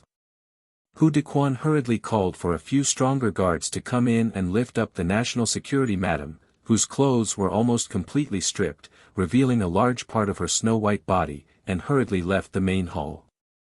For a moment, the atmosphere fell silent. Everyone held their breaths, not even daring to breathe. He felt that His Majesty was probably not in a good mood right now, Hu Dequan. Hu Dequan quivered and rushed to the front of the little crown princess. He bowed respectfully and said, yes, Crown Princess. The great emperor felt his teeth ache. When his personal eunuch saw the little crown princess, he was like a mouse that saw a cat. He was extremely obedient. Let's split the money we won. If they don't have enough spirit coins, let them sign the debt receipt. Yes. Hu Dequan wiped the cold sweat off his forehead and hurriedly ran to settle the bet. In this grand gamble, His Highness the Crown Prince had bet 50 million spirit coins, and now he had netted back more than 100 million. Chapter 2734. This is truly insane, everyone thought to themselves. Thus, the lords who had bet on Madame Gua's victory all cried to the heavens and wiped away their tears as they watched the salary that they had scrimped and saved for several years all be squeezed dry by the crown princess side. The funniest one was the Duke of Giant Pain. He should have joined in the crying and wiping away tears as well. However, the Duke of Giant Pain's heir added 20 million at the last moment. Not only did the father and son not lose anything, but they also inexplicably earned 20 million after deducting their capital. The Duke of Giant Pain finally found his son much more pleasing to the eye. He rubbed his son's dog head and nodded with rare affection. You did well. The one who suffered the most was probably the second miss of the Zhongli residence, Zhongli Jiwei. After Madame Gua's 90 million bet, the second miss of the Zhongli family had bet 60 million, but it had all gone down the drain.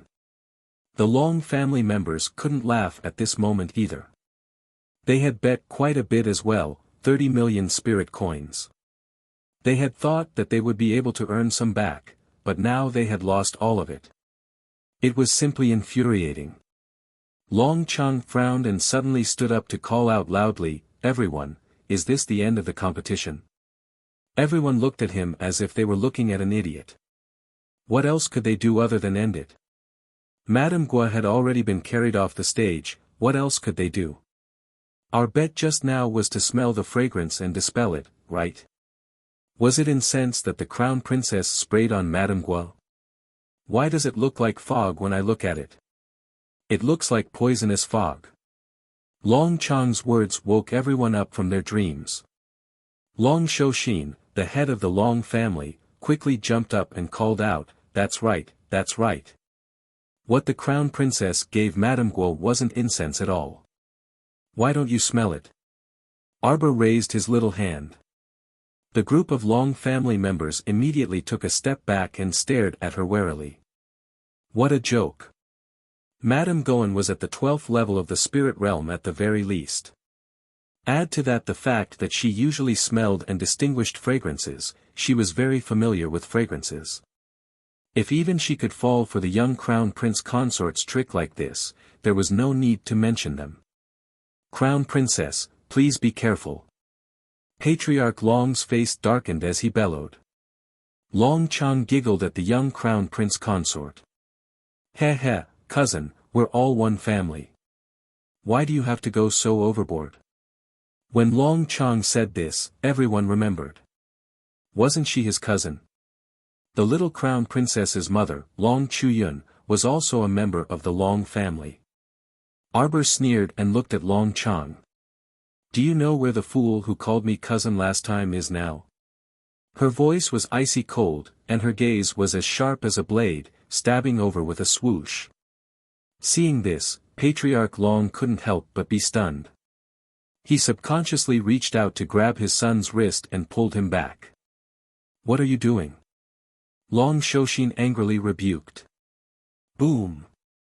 Xiao Mu kicked over, directly sending the short table in front of him flying into the air and charging straight for Long Chang's chest. Long Shouxin had been on guard against her at the time. Now that he saw that she had indeed acted so mercilessly, his eyelids twitched involuntarily. He hurriedly grabbed his son and dodged. Bam! The overturned short table hit the ground with a dull thud. Patriarch Long was so angry that his face was a bit green. He grabbed his son and said angrily, "Crown Princess, what are you doing? You don't understand."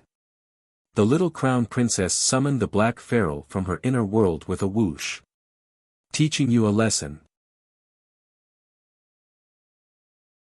Chapter 27:35.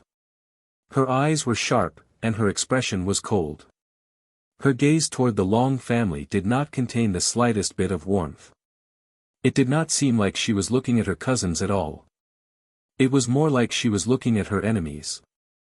Mu Jingfeng opened his mouth, but he could not help but shut it. Mu Xingqian hurriedly stood up and walked over.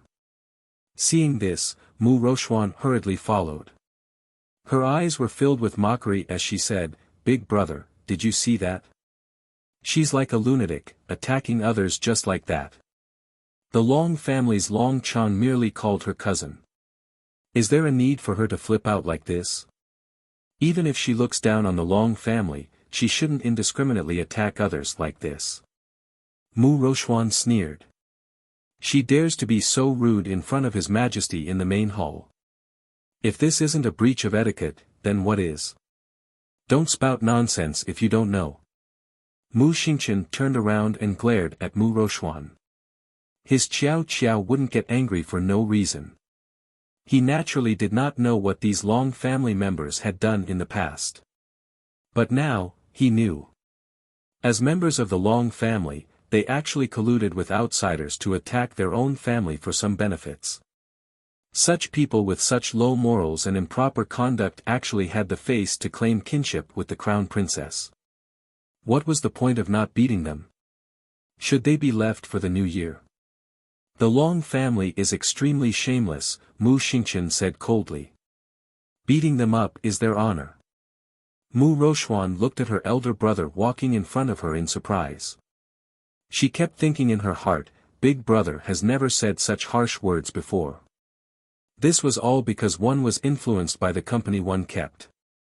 Being so close to that sarcastic young crown prince consort, her eldest brother had also learned bad things from her. Arbor slammed his ferrule down on Long Chang's head. With his father's help, Long Chang dodged in a sorry state. She frowned and raised her hand to throw out 2 8 trigrams binding talismans. Bind. A circle of light in the shape of the 8 trigrams enveloped Long Chang. Within a few breaths, Long Chang was bound on the spot. The little crown princess expressionlessly released Dabao and ordered indifferently, "Break one of his dog legs. Let everyone in the Long family remember not to claim kinship in the future. I'm beautiful and gentle, shut up and get to work." The little crown princess was speechless as she interrupted the mechanical puppet's long-winded praises. She waved her hand and asked it to quickly drag the eyesore Long Chang out. "All right." Dabao raised his head and blocked the Long family members who came forward to stop him with 2 punches. Grabbing the terrified Long Chang, the golem exerted its strength and directly carried Long Chang out of the palace. Everyone was dumbfounded. Long Shoshin was so angry that he extended a finger and pointed at the little crown princess with a trembling finger. Worried about his son's safety, he didn't dare to stay here. He quickly bowed to the great emperor and ran out with the Long family to save Long Chang. Everyone heaved a sigh of relief and hurriedly returned to their seats. The sky outside was already completely dark. This palace banquet had already been held for more than 4 hours. The funny thing was, they didn't even eat much.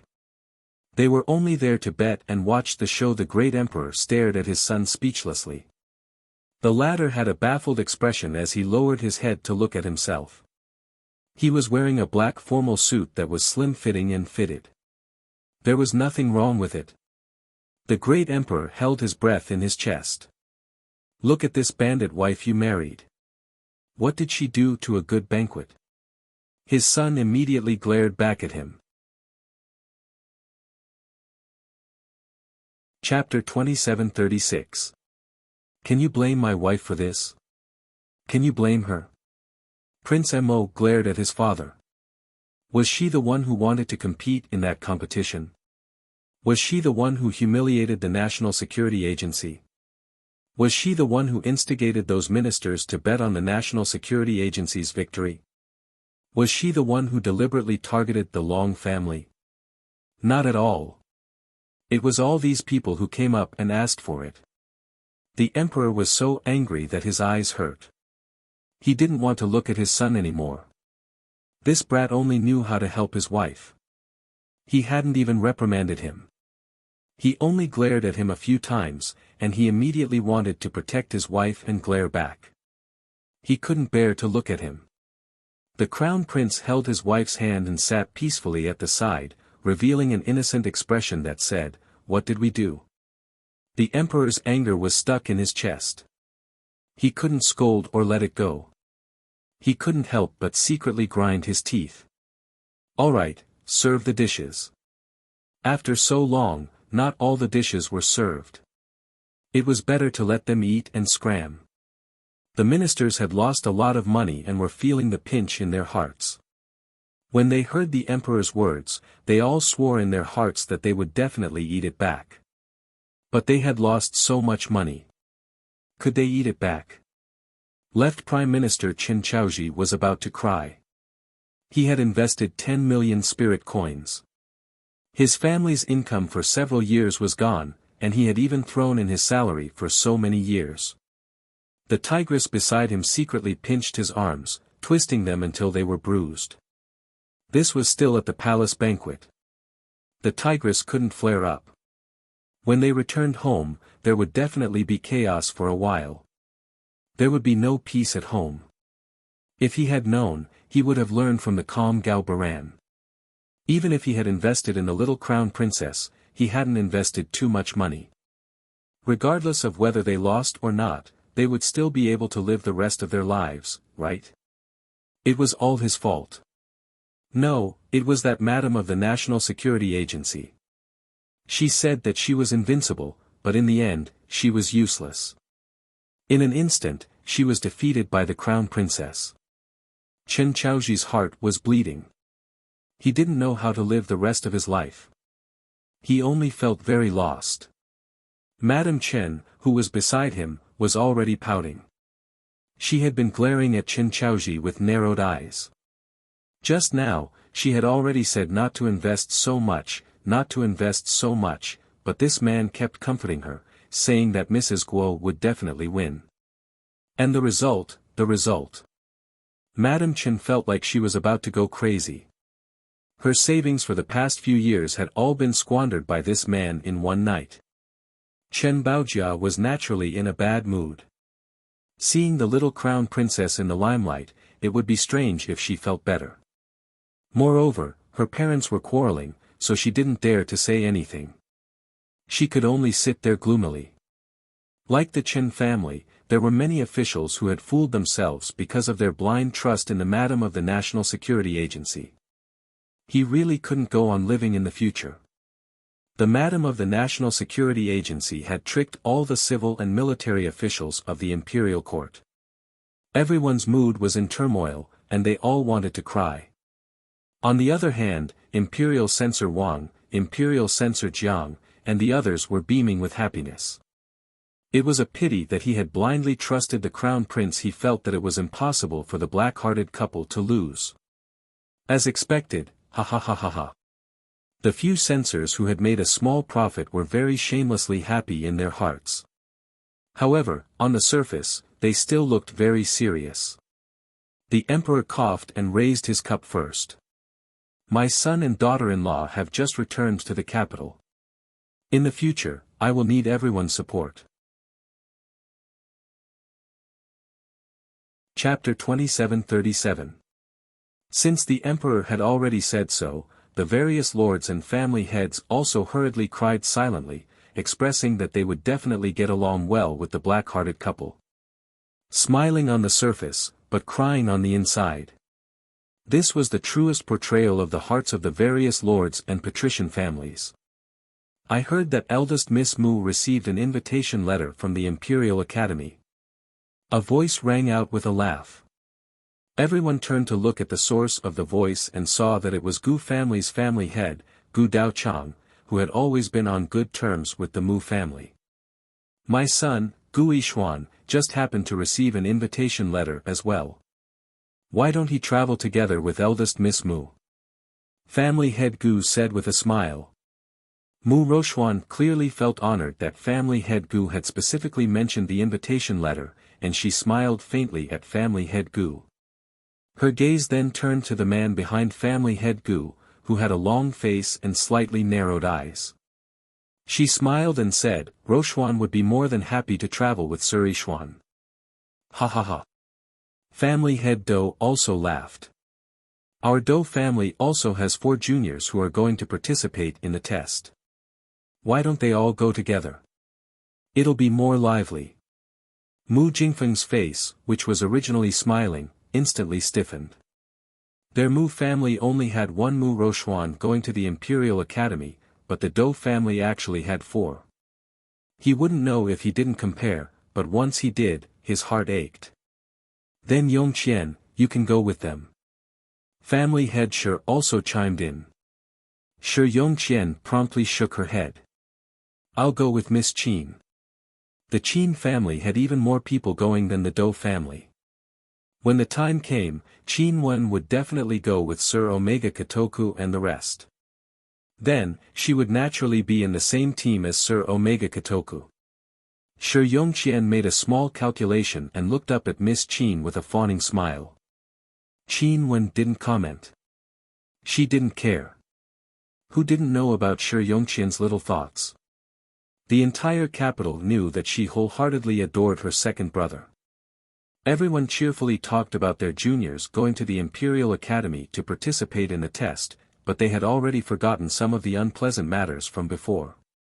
Suddenly, a discordant voice cut through the joyous laughter of the crowd. It was a bit shrill as it said, didn't the crown princess also return to the Mu family? Could it be that the crown princess did not receive an invitation from the royal school? Everyone's eyes were focused on Zhongli Mansion's second miss, Zhongli Ji Wei. Was there an end to this? After finally stopping for a few minutes, Miss Zhongli's flames of war were about to burn the crown princess again. Everyone felt a headache coming on. From the looks of it, that crown princess wasn't someone who was willing to suffer a loss. Why didn't she know her place? Why did she have to poke at others for no reason? The little fatty glanced at Miss Zhongli, put down his chopsticks and snorted, "What's so great about the Royal Academy? Our Jojo doesn't need to go to the academy to study." "That's right, our Jojo doesn't know anything. Why do you insist on going to school to study? What a joke." Qi Xianxian put down her chopsticks and looked at Miss Zhongli impolitely. "Who are you?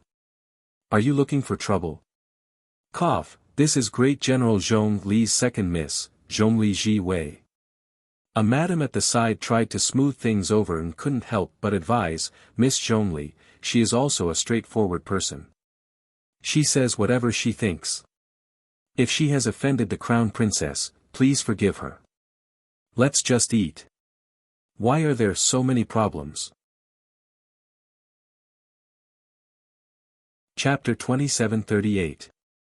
Ma Ta poked at the dishes on her plate and glanced indifferently at Miss Zhongli. "What are you showing off for? Do you want to compete with us?" "Heh, I think it's lively enough today. If Miss Zhongli wants to compete, our Seacombe Planet Battle team will accept the challenge." All the officials instantly acted in unison and hurriedly reached out their chopsticks to pick up a few dishes and put them into their mouths to chew. Some even picked up their favorite dishes, afraid that they wouldn't be able to eat the dishes if the commotion started again. Mo Lian glanced at them and silently twitched her mouth. Thinking about it, these officials were also quite miserable. Not only did they lose several years' worth of salary in the time it took to eat a meal, they might not even be able to eat a few mouthfuls of food now. Zhongli Ji Wei looked at Qi Xianxian and the others with a dark expression, unable to restrain the anger in her heart. Those people weren't even born and raised in the divine continent, yet they dared to be so impudent in front of her, the miss of General Zhongli's estate. Wasn't it all because the Crown Princess gave them the guts? If it weren't for this Crown Princess obstructing them, with her identity as the second miss of the Zhongli estate, she might have already entered the Crown Prince estate. Why would she still need to endure their attitude here? Thinking of this, Zhongli Ji Wei's expression became even more gloomy. "Ji Wei, why aren't you apologizing to the Crown Princess yet?" A dignified woman beside Zhongli Ji Wei smiled and said, "You're too insensible, child." This woman was General Zhongli's second wife, Zhongli Ji Wei's biological mother, Madame Ma. She stood up and bowed in the direction of the young Crown Princess. Smiling, she said, "Ji Wei has offended you, and I hope that the Crown Princess will forgive her." As for what she offended, Madame Zhongli didn't say. Anyway, everyone was well aware.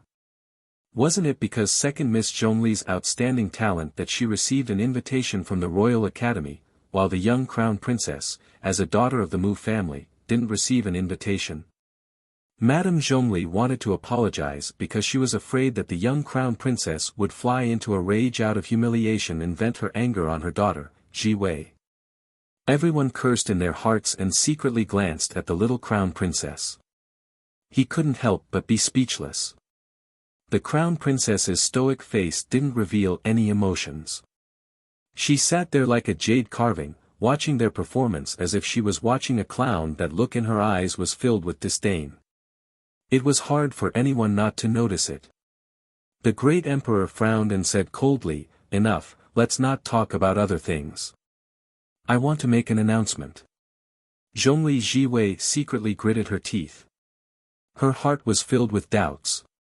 Wasn't it said that the emperor hadn't acknowledged the identity of the little Crown Princess? Why did it feel like the emperor was protecting this damned Crown Prince Consort in every way? This was really strange. The Crown Prince and the Crown Princess have always held their wedding ceremonies in the lower star field. The great emperor looked at his subjects expressionlessly and said, "I have decided to hold another wedding for them. Let's set it for today, 3 months from now." Chen Baojia, Zhongli Ji Wei, and the other girls felt dizzy and didn't know what was going on. What? The great emperor actually decreed that he would personally hold their wedding ceremony. That means he acknowledged the identity of the Crown Princess. Chen Baojia almost spat out a mouthful of blood. Her entire person was a little dizzy. Even His Majesty acknowledged the identity of the crown princess. Then, what about her? Chen Baojia was flustered. She really wanted to ask the Madam of the National Security Agency. Chapter 2739. But when she looked up, Minister of State Security was not there. She thought about it carefully. Wasn't Minister of State Security knocked out by the Crown Princess and carried away? Chen Baojia was anxious, angry, and uncomfortable. She was on the verge of collapse. She was muddle-headed and very uncomfortable. On the other side, Zhongli Jiwei was not much better than her. If she could, she really wanted to stand up and ask His Majesty why he made such a decision. Originally, in the entire Great Divine Province, except for the imperial capital, very few people knew that their crown prince brought the little crown princess back to the capital. If the wedding ceremony was held and announced to the world, then what should she do? What should she do? Madame Zhongli looked worriedly at her daughter sitting beside her. She quickly reached out and held Zhongli Jiwei's hand. She couldn't help but secretly hate the Madam of the National Security Agency who couldn't do anything right. If Madam of State Security had not repeatedly mentioned how good the Crown Prince was and how many benefits there were to enter the Crown Prince's residence, how could her daughter be like this now? She had only seen the Crown Prince a few times, and yet she was so dead set on that man. Mrs. Zhongli was so angry that she gritted her teeth. She had completely forgotten that she had followed Madam of State Security and encouraged her daughter to do everything she could to capture the Crown Prince's heart. Chen Chaoji stood up and bowed. "Isn't the wedding ceremony a bit too hasty, Your Majesty?" As soon as he said this, everyone immediately realized that the Emperor and the Crown Prince's faces darkened at the same time. They were really in sync. "Are you questioning my decision?" the Emperor asked coldly. An oppressive aura pressed down on Chen Chaoji. Minister's face immediately turned gray. He quickly cupped his hands and said, "Well, after all, the Elder Council still hasn't said anything." When Minister's mentioned the Elder Council, the Emperor's face became slightly better. Minister's Chen Chaoji was slightly relieved. He quickly said, "Your Majesty, the Elder Council had decided to let the Crown Prince marry Princess Jing Linyao of the Panga clan. Princess Jing is brave and smart, and her cultivation level is very high. She is a rare female cultivator who is a level 14 great spiritual master." The more Chen Chaoji spoke, the smoother he became. Princess Jing might have to undergo the 5 spirits reincarnation test in the next few years. Also, the Panga clan has such a marvelous item. It will not be a problem for Princess Jing to pass the tribulation. "That's right, Your Majesty. After all, as everyone knows, female cultivators only have a 1% chance of surviving the 5 spirits reincarnation tribulation. It's rare to see a woman as intelligent and resourceful as Princess Jing." General Zhongli stroked his short black beard and nodded as well, speaking in a matter-of-fact tone. Zhongli Jiwei was quite proud of herself. She looked at the little crown princess provocatively. "Without the approval of the Elder Council, even if the Emperor wanted to arrange a marriage between you and the Crown Prince, he would have to consider whether the Elder Council's decision could be approved. Lord State Preceptor, you are experienced and knowledgeable. What do you think?"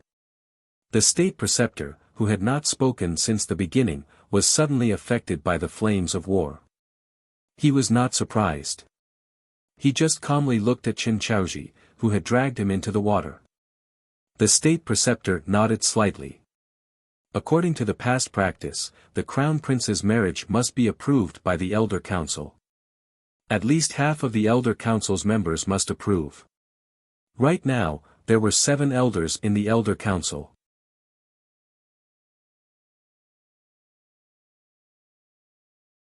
Chapter 2740. Except for the chief elder who is always wandering outside, the other 6 elders are naturally here. Invite them over and make a decision immediately. It's not a big problem. Chen Chaoji said with certainty. Chen Baojia's mood finally improved a little at this time.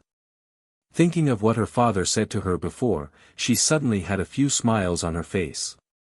The decision of the Council of Elders would definitely not pass. As long as the Council of Elders' decision was not passed, the little crown princess would not be able to officially become the crown princess of the divine land. As for Jing Linyao, before the crown prince came back, they had already asked Jing Linyao for her opinion. Jing Linyao did not have the slightest intention to oppose the crown prince taking a concubine, and it seemed that she did not care about men at all. This was good. After the marriage in the future, the worse the relationship between Jing Linyao, the crown princess, and the crown prince, the more opportunities Chen Baojia could take advantage of. It was just that Zhongli Jiwei was very annoying. With the power of the general's mansion, they would definitely arrange for her to marry into the mansion. But Chen Baojia was confident that with Zhongli Jiwei's IQ, she would definitely be left behind a few streets behind. Lord Jojo did not know at all that in the hearts of the people present, there were surging winds and clouds that were surging like a storm. Even if she knew, according to her idea, it was enough to slap her to death with strength. There was no need to talk nonsense. She coldly looked at the people jumping up and down and did not say a word. Mo Lusheng was a little angry. He thought that Chen Chaoji was really getting bolder and bolder. Now he was actually using the Council of Elders to suppress him. Did he think that he cared about the existence of the Council of Elders? Looking at the fierce eyes of the great emperor, everyone did not dare to breathe loudly and silently lowered their heads. All the officials, including Chen Chaoji, felt a strong pressure from the great emperor from top to bottom. Everyone felt that the great emperor was not what they thought. The great emperor casually said that he would hold a wedding ceremony for the crown prince and crown princess. The great emperor was serious. I have made up my mind. The great emperor coldly spat out 4 words. Suddenly, a little eunuch outside the door hurriedly reported, 4th elder, 5th elder, 6th elder, and 7th elder request to see your majesty.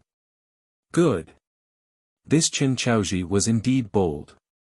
He actually had such a trick up his sleeve and was waiting for him here. He didn't know when his courtier had gotten so close to the Elders' Guild. At this time, Chen Chaoji was also secretly wiping his sweat and cursing in his heart. He wasn't the one who invited the elders over. Although he had mentioned this to the 4th elder in advance, how could he arrange for all the elders of the divine land to suddenly appear here at the same time? Moreover, he didn't know that the great emperor would suddenly mention the wedding banquet tonight. How could he have the time to prepare? Therefore, it must have been arranged by someone else. This person's methods were exceedingly powerful. However, now that this person with extraordinary means was hiding behind the scenes, Chen Chaoji would have to take the blame. Chen Chaoji felt even more uneasy when he saw the great emperor's piercing gaze. He wondered if the great emperor would take this opportunity to remove him from his position. Chen Chaoji's body trembled. He quickly thought that this was impossible. Although the great emperor was violent, he was usually more reasonable. After all, he was the left prime minister Chen Chaoji. If the great emperor wanted to remove him from his position, he would have to consider the consequences. Prince Mo coldly curled the corner of his mouth. He held the little girl's little hand and gently squeezed it.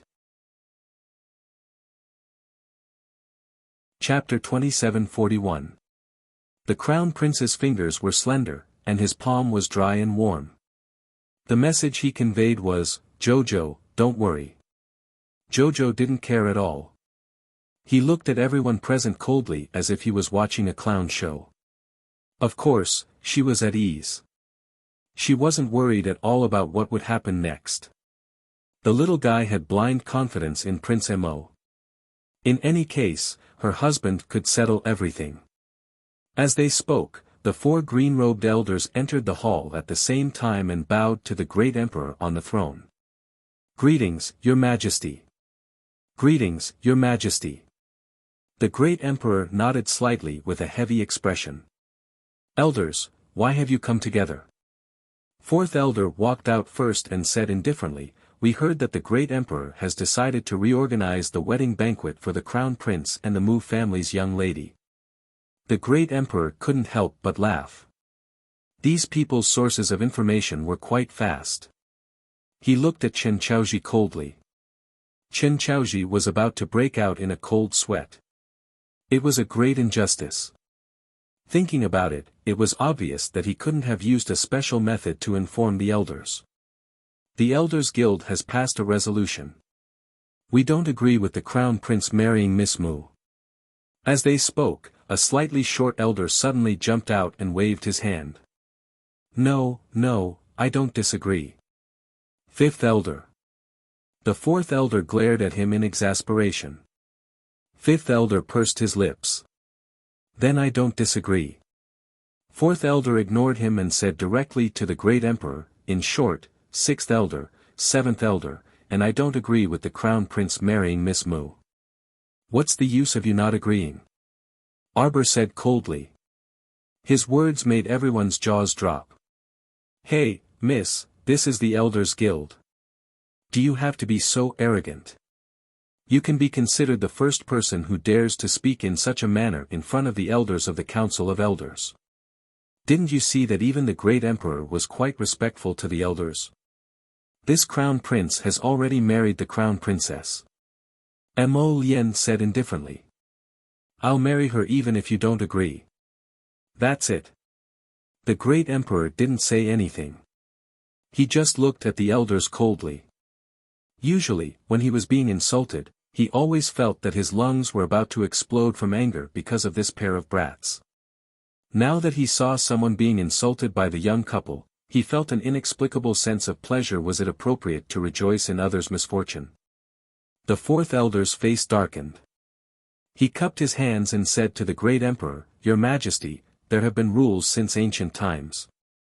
The Council of Elders of the Divine Land has the right to decide on the Crown Prince's wife.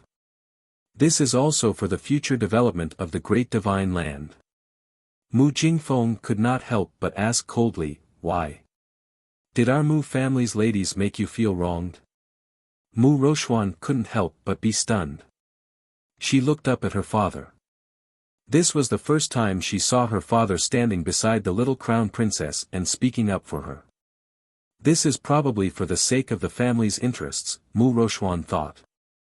Mu Rochuan wasn't the only one who thought so. The little crown princess herself also thought so. Would Mu Jingfeng be so kind as to help her? Wasn't it because she was the Mu family's daughter now? If she was slapped in the face by the Council of Elders, their Mu family would feel bad about it. Family head Mu, you've misunderstood. Mu Xingqian sneered. Misunderstood? Then why do you keep saying that you don't agree? My sister's marriage isn't up to you to decide.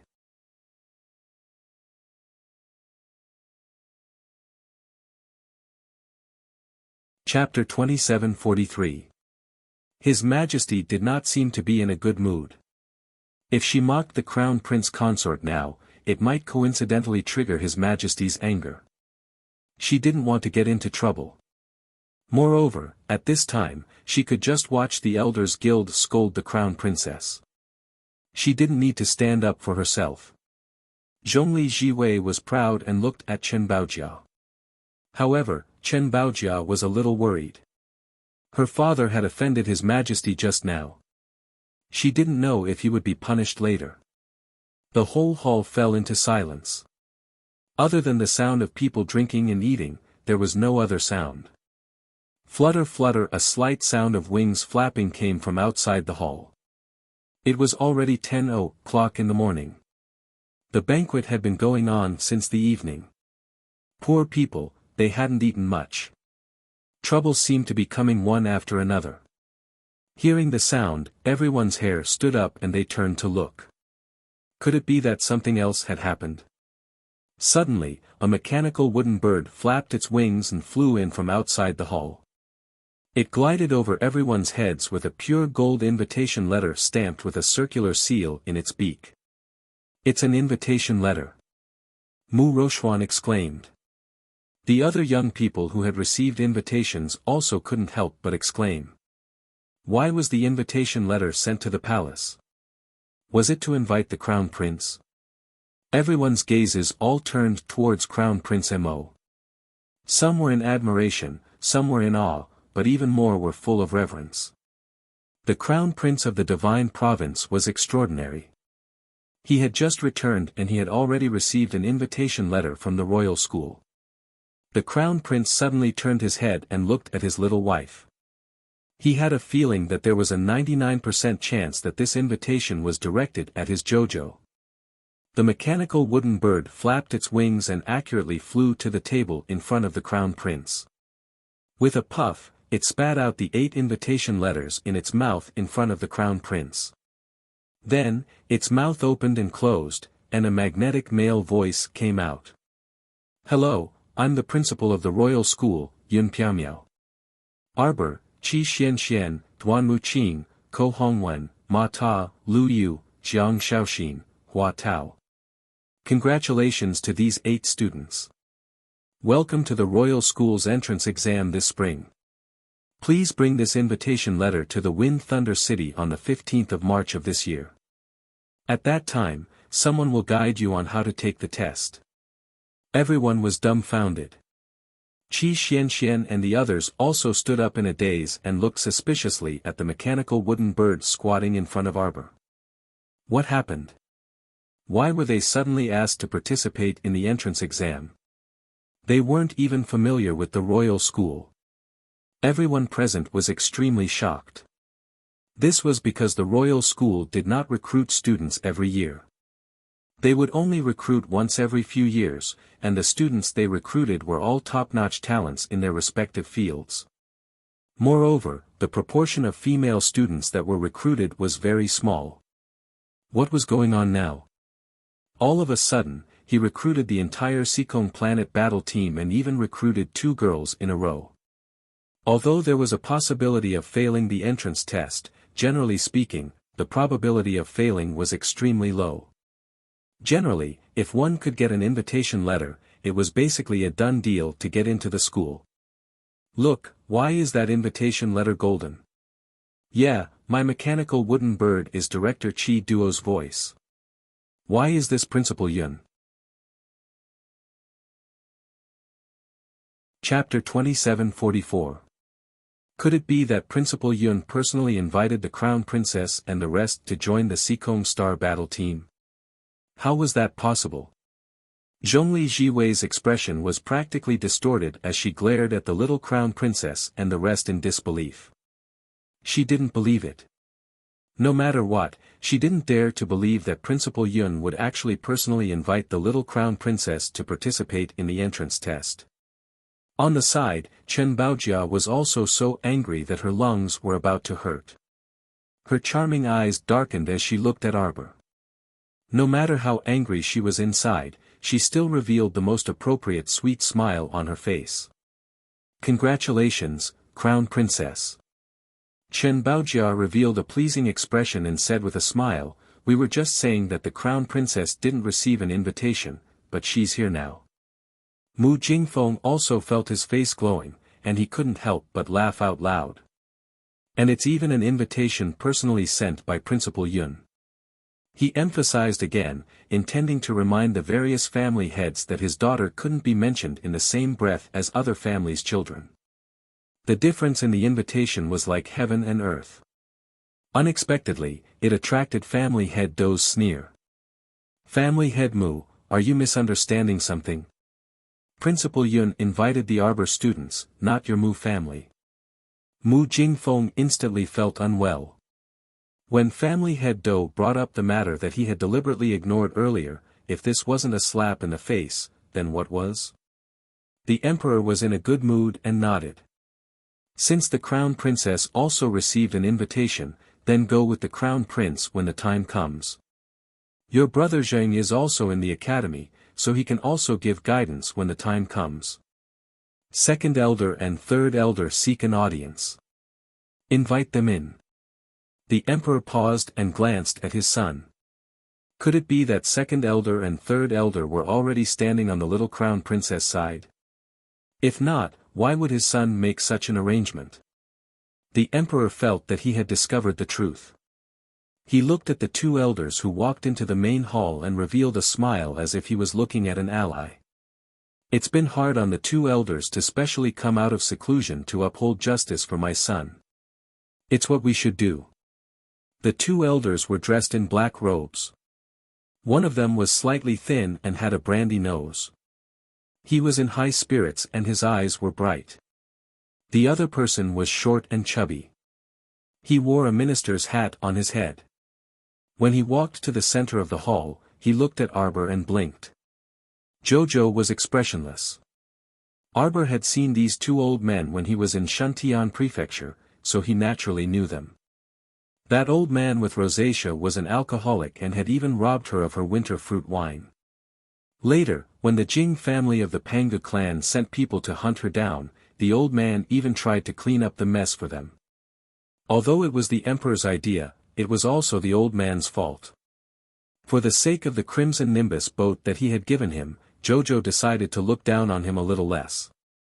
The fat old man had snatched a pot of porridge from her. He was simply a glutton. When fourth elder saw that his two old brothers had also come, he couldn't help but feel a little embarrassed. He asked embarrassedly, "Second elder, third elder, why did you suddenly come out of seclusion?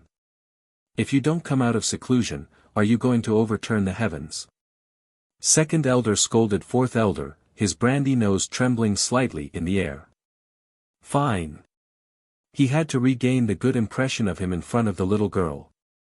For this reason, he had to fiercely make his presence known before third elder. Fourth elder looked at his brother with a dumbfounded expression. He didn't understand who he had offended and why he was suddenly being scolded. These 2 days were extremely busy. If there wasn't enough time to add 2 chapters, then let's add 1.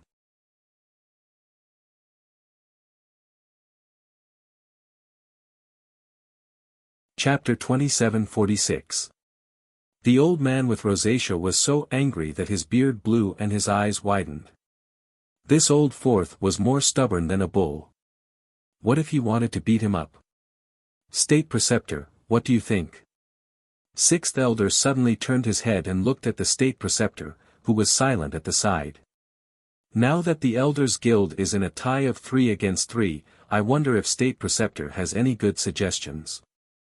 Fourth elder's eyes lit up slightly, and he nodded with a serious face. That's right. State Preceptor, you are experienced and knowledgeable, so you can give us some suggestions. State Preceptor. Why did this fire burn him again? Why not just let him quietly drink by the side? State Preceptor coughed lightly and looked up with a faint smile. I can't interfere too much with the Elders Guild's matters. The best way is to wait for your Grand Elder Kong Yin to come back. Everyone couldn't help but look at each other. State Preceptor, you are not joking, right? How long would it take for Grand Elder Kong Yin to come back and preside over this matter? Everyone knew that Great Elder Kong Yin had disappeared for who knows how many years. No one knew where she had gone to travel. State Preceptor nodded and said, of course. In the end, the Elders Guild's matters should be settled by the Chief Grand Elder himself. Isn't this reasonable? What you said made sense. Everyone nodded silently and looked at each other. Then this matter, are we just going to drag it out like this? Fourth Elder looked at the State Preceptor with a troubled expression. State Preceptor's words were not without reason. Indeed, the Elders Guild's decisions must be passed through the Grand Elder. But now, waiting for Grand Elder Kong Yin to come back and make a decision felt more difficult than directly testing the little girl. Could it be that as long as Grand Elder Kong Yin didn't come back, the Elders Guild couldn't make a decision and admit the little girl's identity as the Crown Princess? Chen Baojia, Zhongli Jiwei, and the others who attended the meeting almost laughed out loud in their hearts. After all this, the little Crown Princess was even more unlucky. Now they had to wait for Grand Elder Kong Yin to come back and confirm her identity. Ha ha ha. How long would they have to wait? He might as well accept the Fourth Elder's decision and pass the Elders Guild's decision. Who asked her to do it? Who asked her to look down on the people from the Elders Guild? Who asked her to say, not just any Tom, Dick or Harry can test me? Ha ha ha, now it's going to be smooth, right? Just wait for Great Elder Kong Yin. Perhaps, he might be able to meet the Chief Grand Elder in his lifetime. The smile on the corner of Zhongli Jiwei's mouth was almost unconcealable. They were all mocking and snickering at Miss Chiao. Arbor raised his head and carefully sized up the state preceptor with a faint smile on his face. Although this guy's face was full of indifference, and a faint smile hung at the corner of his mouth, it still made people feel that something was wrong. The words of the state preceptor sounded fair and public, as if there was no problem at all. But in the end, it was not good for Jojo. It didn't seem like he was targeting Jojo, but he also couldn't feel that this state preceptor had any good intentions towards Jojo. While Arbor was sizing up the state preceptor even turned his face and smiled like an expert, holy and gentle, generously allowing him to size him up. How strange. Arbor unhappily retracted his gaze. There seemed to be a flash of light in his mind, but he couldn't catch it in time. Mo Lusheng said with a sullen face, I have decided to reorganize the wedding banquet. Your Majesty, please reconsider. Chapter 2747. Fourth Elder and the other two clasped their hands together and said, Your Majesty, the ancestral rules cannot be violated. We still have to wait for our Grand Elder Kong Yin to come back to confirm his identity. Yes, let's wait for Grand Elder. The courtiers looked at each other and felt that today's matter would not be settled peacefully. The little Crown Princess and His Highness the Crown Prince were not to be trifled with. The Council of Elders was making all sorts of excuses, and actually pushed the decision to Great Elder Kong Yin, who was traveling and not returning. How could they endure this? What decision do you have to wait for me? Suddenly, a deep voice came from outside the hall, accompanied by a burst of comfortable laughter. I didn't expect that the Council of Elders would still respect me so much even though I have been traveling for so many years. Once there is a decision, you still have to wait for me to make the decision. Great. Ha ha ha ha ha. The corners of everyone's mouths twitched and they looked at each other blankly. The same voice roared in their hearts, it can't be. It can't be so coincidental. Everyone is here, and a ghost is here. Great Elder Kong Yin really appeared. Looking at Fourth Elder, Fifth Elder, Sixth Elder and the rest, they all had confused expressions and turned to look at the entrance of the hall. An old man in his 60s wearing a grey monk robe strode in from outside the door. His bald head was comparable to 3,000 lights, so bright that it almost blinded everyone's eyes. Oh my God! Was this really Grand Elder Kong Yin? It was just that he had changed into a strange appearance, causing everyone to reveal a surprised expression. Greetings to Grand Elder Kong Yin. The old man with rosacea was the first to recover from his shock and did not dare to be rash at all. He hurriedly bowed and bowed. As soon as he moved, the Third Elder, Fourth Elder, and the others behind him also moved in unison, bowing in unison. Greetings, Great Elder Kong Yin. Ha ha ha ha ha, good. Grand Elder Kong Yin stroked his beard and chuckled. I didn't expect that after traveling for so many years and not caring about worldly affairs, all of you would still respect me so much. Good. Not bad. Everyone, big brother, are you joking? No one can see through your cultivation. Who would dare to disrespect you? Are you courting death? The corner of the old man's mouth twitched as he coughed lightly. Great Elder, you must have traveled far and wide when you're outside. You must have seen a lot. It's good that you're back. Now that you're back, we can continue to listen to your teachings and preside over important matters. Ha ha ha ha. Great Elder Kong Yin laughed out loud and nodded. Second brother, you and third brother have worked hard all these years. It's no trouble at all. The old man with rosacea hurriedly cupped his hands in greeting and took a step back. He then used his elbow to poke the fat third elder who was standing still beside him.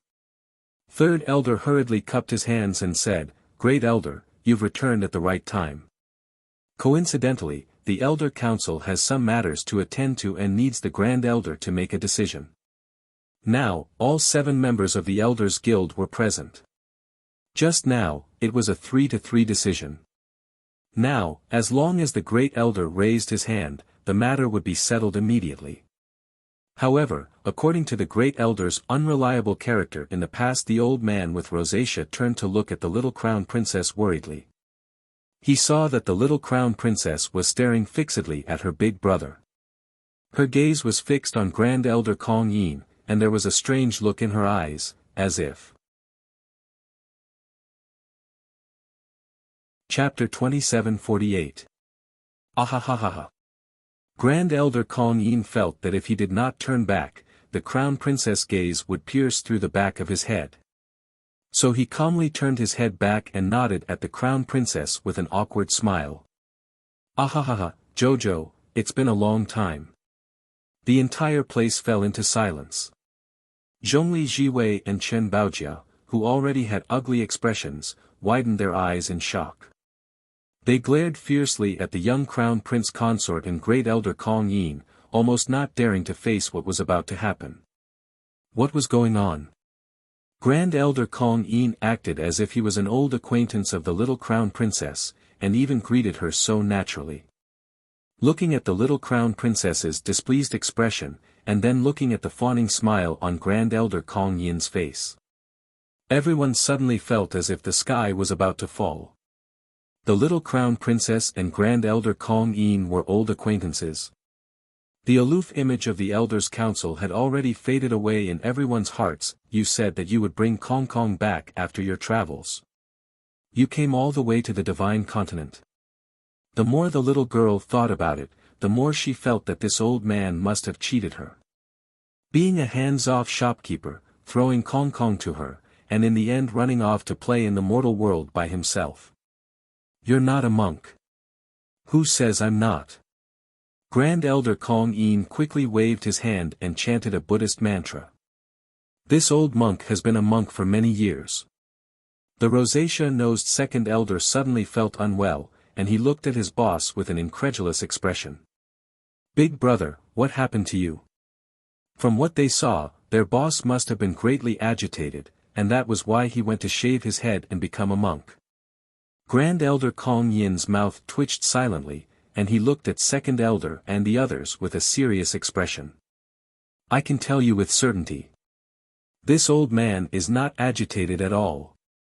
Don't change the topic. The little crown princess said exasperatedly. You said that you would bring Kong Kong back after traveling for a while. Why did she have a feeling that this old man was deliberately throwing the little monk to her to take care of? He said that the Shadow Moon Temple was poor, and that the old monk was traveling outside, so it was not safe to leave the little monk alone in the temple. It turned out that he wanted to run back to Shenzhou, so he left Kong Kong to her. It's a misunderstanding, a misunderstanding. Great Elder Kong Yin smiled embarrassedly and quickly said, Kong Kong, your life is pretty good right now. With the benefactress's family taking care of him, this old monk is very relieved. The second elder looked at him as if he was looking at a weirdo. Something was wrong with Big Brother. When he was talking, he suddenly turned into old monk and benefactress. Did he really become a monk? Great Elder. As soon as the fourth elder opened his mouth, Great Elder Kong Yin slapped the back of his head. Fourth brother, why are you so silly? Great Elder Kong Yin angrily roared at fourth elder, why are you blindly meddling in the affairs of the two of them? Why don't you just listen to second brother? The fourth elder was dumbfounded. Great Elder suddenly reached out and slapped the back of his head in public. Was this appropriate? The matter of the wedding banquet is settled, your majesty can decide on your own. Great Elder cupped his hands in salute to the great emperor who was sitting on the throne with an equally dumbfounded expression. He turned around and slapped the back of sixth elder's head as well, and scolded with a look of disappointment, I say, why are you all so stubborn? Ah! This era is improving. Ah. This mainland is developing. Ah. Chapter 2749. What is the responsibility of the Elder Council of the Divine Land? It is to protect the safety of the people of the Divine Land. To protect the safety of His Majesty and His Highness the Crown Prince.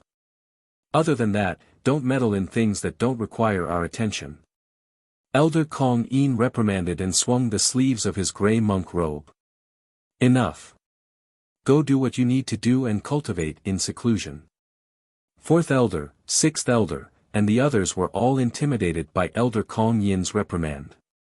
Only then did they remember Elder Kong's bad temper in the past. Now it seemed that he had restrained his temper a lot.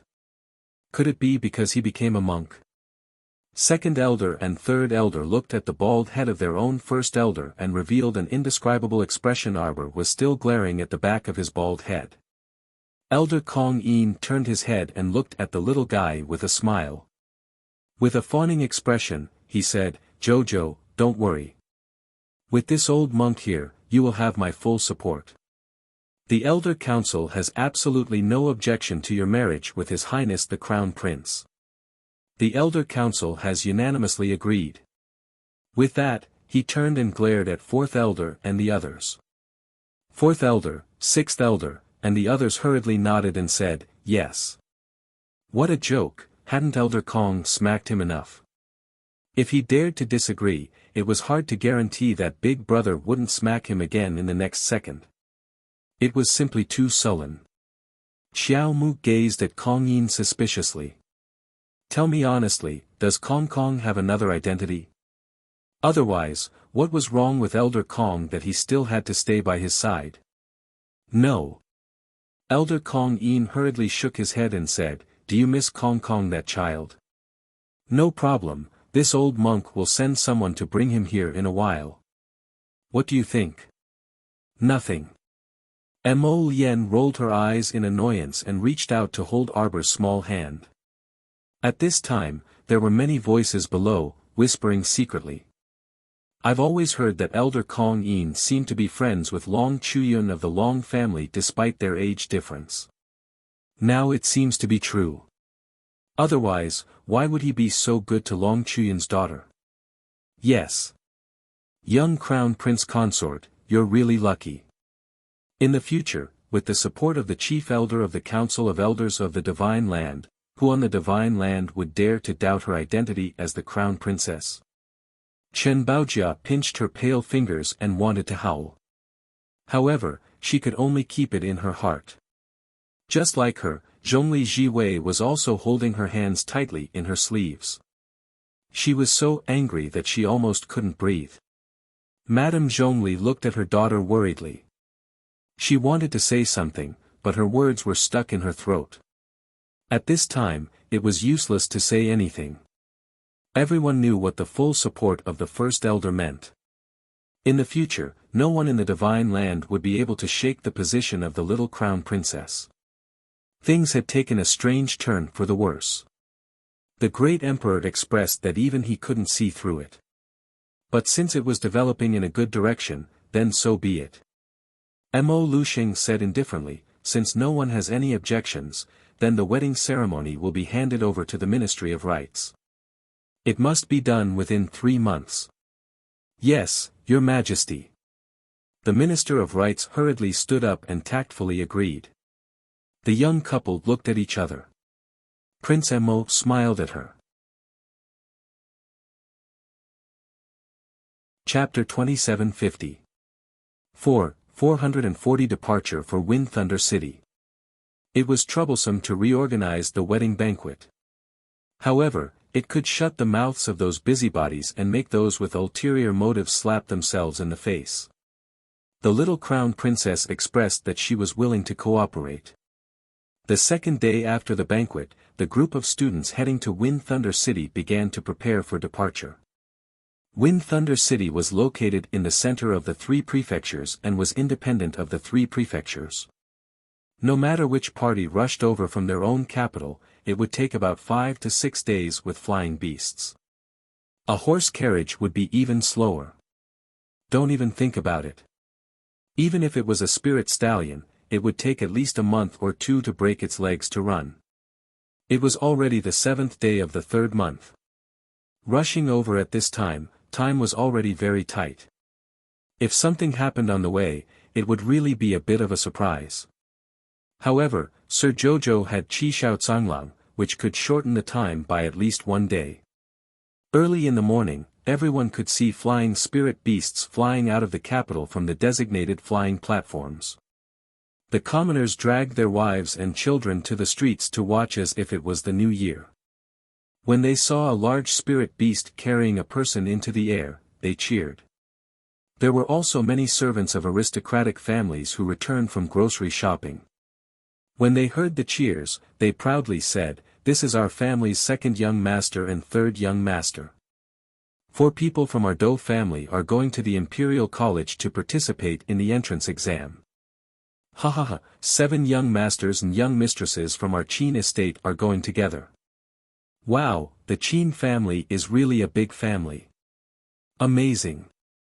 It seems that many people from the Duan family are going as well. I heard that the 3rd young master of the Duan family is about to break through to the divine realm. Oh my god, isn't the 3rd young master only 23 years old? Yes. Wow, look, is that the Qin estate's flying spirit artifact? Yes, yes. Oh my god. From time to time, there would be people screaming from the crowd.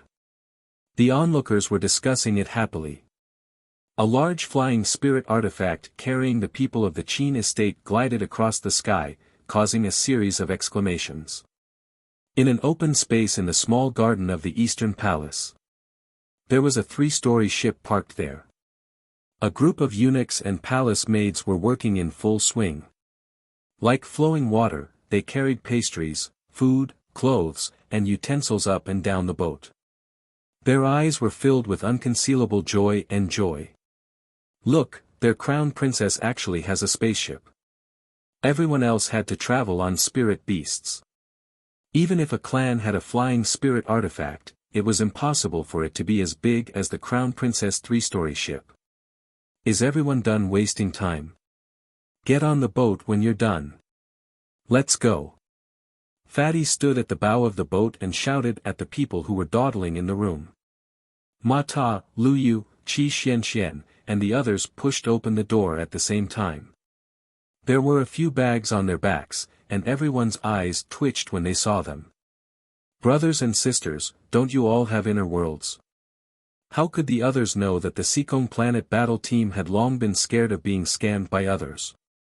Now, no matter where he went, whether he had an inner world or not, whether he could use it or not, he had to carry a few bags with him. Only then would he feel at ease.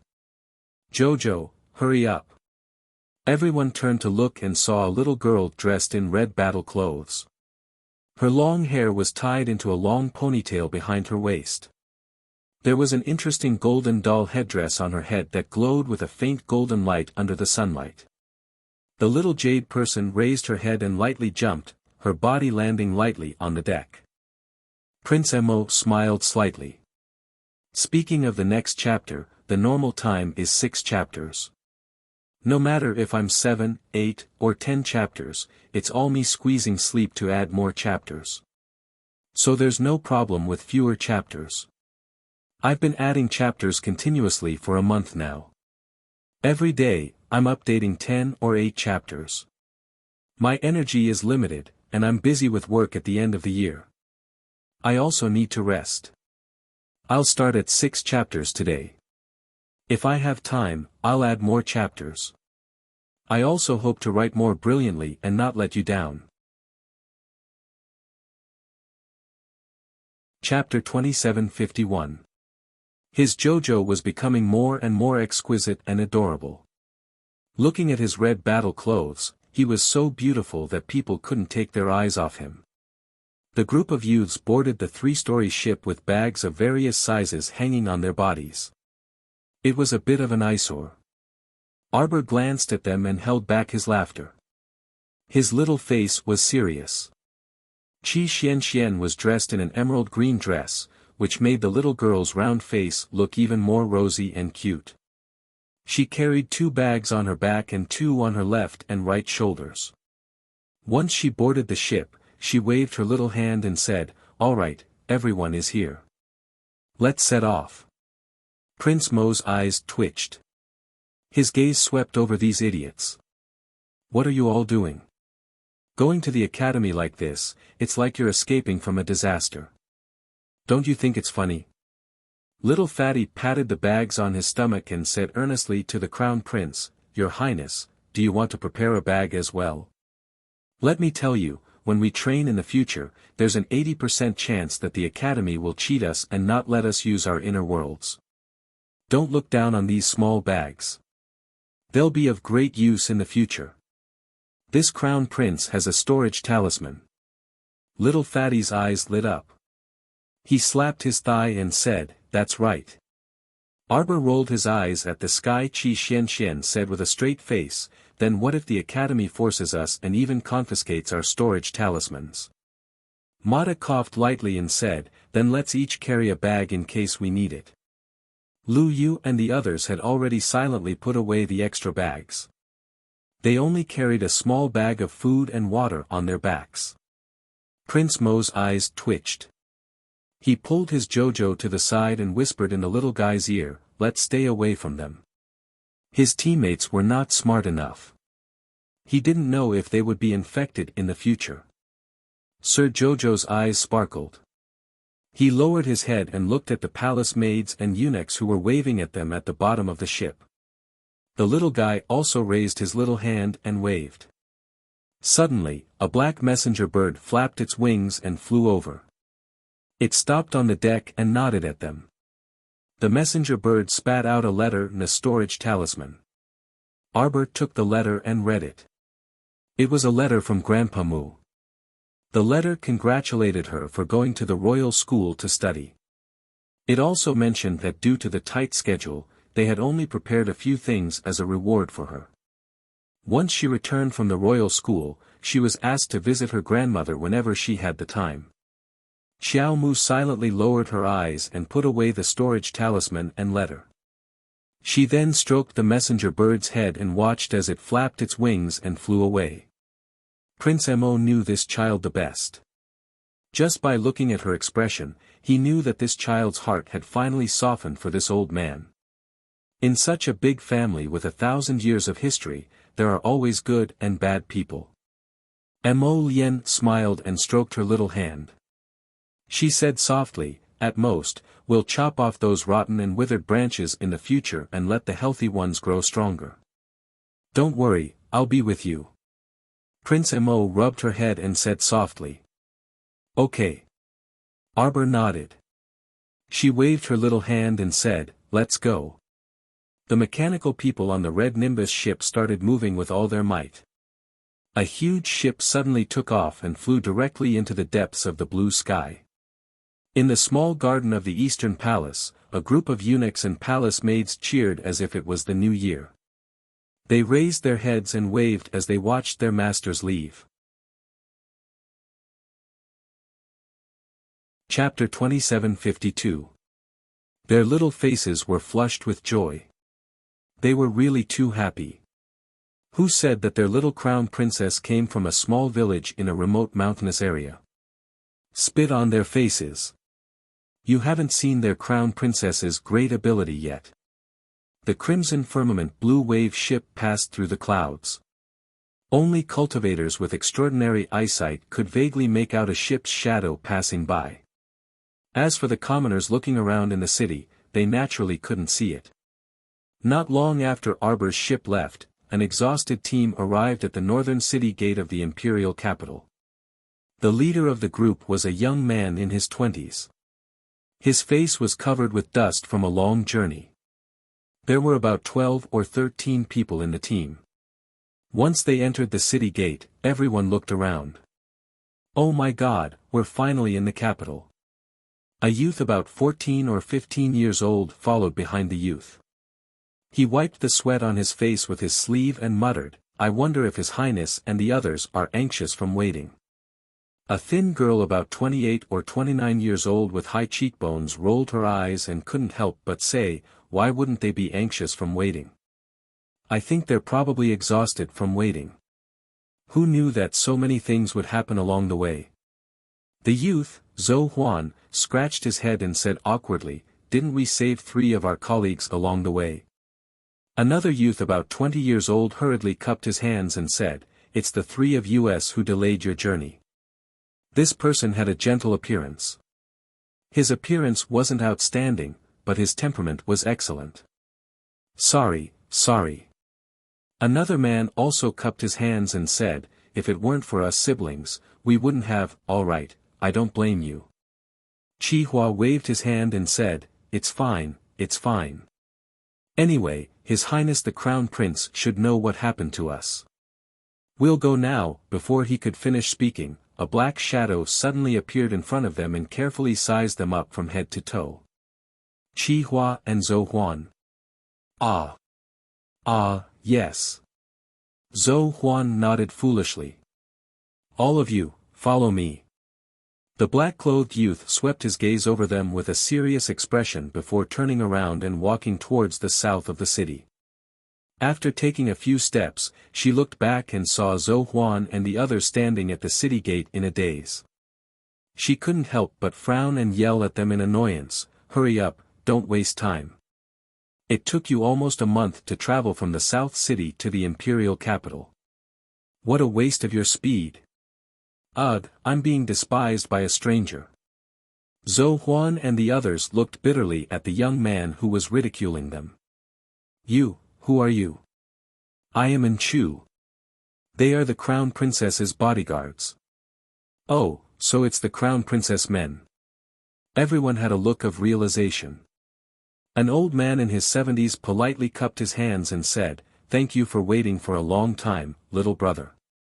She nodded at the old man and said, it's no trouble at all. Please go ahead. Thank you. They didn't see how Enchu moved, but after turning the corner, 3 spacious carriages stopped at the side of the road and waited for them. Everyone was already exhausted. They hurriedly cupped their hands and thanked Enchu before getting into the carriage to rest. There were 2 women in the group. One of them was Shenfei, a skinny 28 or 29-year-old girl who came from the South City with old Mr. Mu and a few other talisman masters. Chapter 2753. The other person was Pei Yu, Chen Feng, and Chen Qi, whom Zhou Huan and the others had saved on the way. Chen Qi was a very cheerful and talkative girl. She got along well with everyone. Her small face was full of smiles all day long, full of vitality and youth. Her brother Chen Feng was a man of few words, but overall, he was easy to get along with. Zhou Huan and the other talisman masters slowly ran from the southern part of the city to the capital. Not to mention, just as Anku ridiculed, they really made them run for a month. Thinking about it, she couldn't help but facepalm. Hey, big brother, where are we going? Zhou Huan poked her head out of the carriage and asked the unsmiling black-clothed youth sitting on the shaft. Anku glanced at him. Go to Hua Chi Street in the southern part of the city. Zhou Huan poked Chi Hua's arm. Your family owns a street. Hey, go away. Chi Hua slapped her hand away in annoyance. Hee. Zhou Huan quipped a few words and stopped while she was ahead. She lowered the carriage curtain and leaned against the window, her eyes rolling as she looked at the bustling scenery along the way. The capital is really lively. The carriage quickly arrived at the residence on Hua Chi Street in the southern part of the city. After this residence was taken back from Mu Jingfeng's mistress, it was renovated, and some of the furnishings inside were also replaced. Zhou Huan and the others came late. Wang Yan, Gu Depeng, and the others who came early had already settled down in the wing of the northern courtyard. There were only 3 alchemists at the moment, so they lived in the relatively smaller northern courtyard. The southern courtyard was left to the talisman masters. The carriage stopped in front of the residence on Hua Chi Street. Everyone jumped down from the carriage and walked into the residence. An old butler stood at the door, already waiting respectfully for a long time. Seeing everyone come over, he hurriedly smiled and cupped his hands. "You must be a talisman master. Please come in, please come in." Zhou Huan and the others hurriedly cupped their hands and returned the greeting. Everyone walked in noisily. With the old butler leading the way, the group went to the southern courtyard. "Everyone can stay here with ease in the future. If you need anything, just let the servants know. This old one will arrange everything here. Thank you for your trouble, old butler." Old Sir Mu smiled at the old man. The old butler was flattered and waved his hand. "It's no trouble at all. Sir Anku, do you have any other orders?" And Chu shook his head. "You can leave first." "Yes." After the old steward led the manservants out of the courtyard, he secretly urged them to leave before turning to look at old Master Mu and the others. "You have all come at the wrong time. The Crown Princess and His Highness the Crown Prince have just left the city for the Wind Thunder City's Royal Academy." Royal Academy? Everyone was stunned for a moment before revealing a surprised expression. In the great divine lands, who wouldn't know of the royal school? It was both unexpected and reasonable that the Crown Prince and Crown Princess would be invited to the royal school. "All of you can stay here at ease and study talismans. You don't have to worry about other mundane matters." "That's good." Old Master Mu nodded with a smile. "The Crown Princess means that if no one has any objections, our little association will be called the Heaven's Vault Society in the future." And Su said indifferently, "Regardless of whether you make talismans for auction or as a gift, they must all be signed as products of the Heaven's Sanctum Guild." Everyone nodded without any objections. "Then we are established?"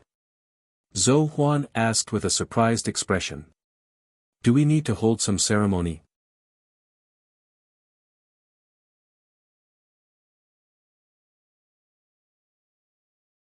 Chapter 2754.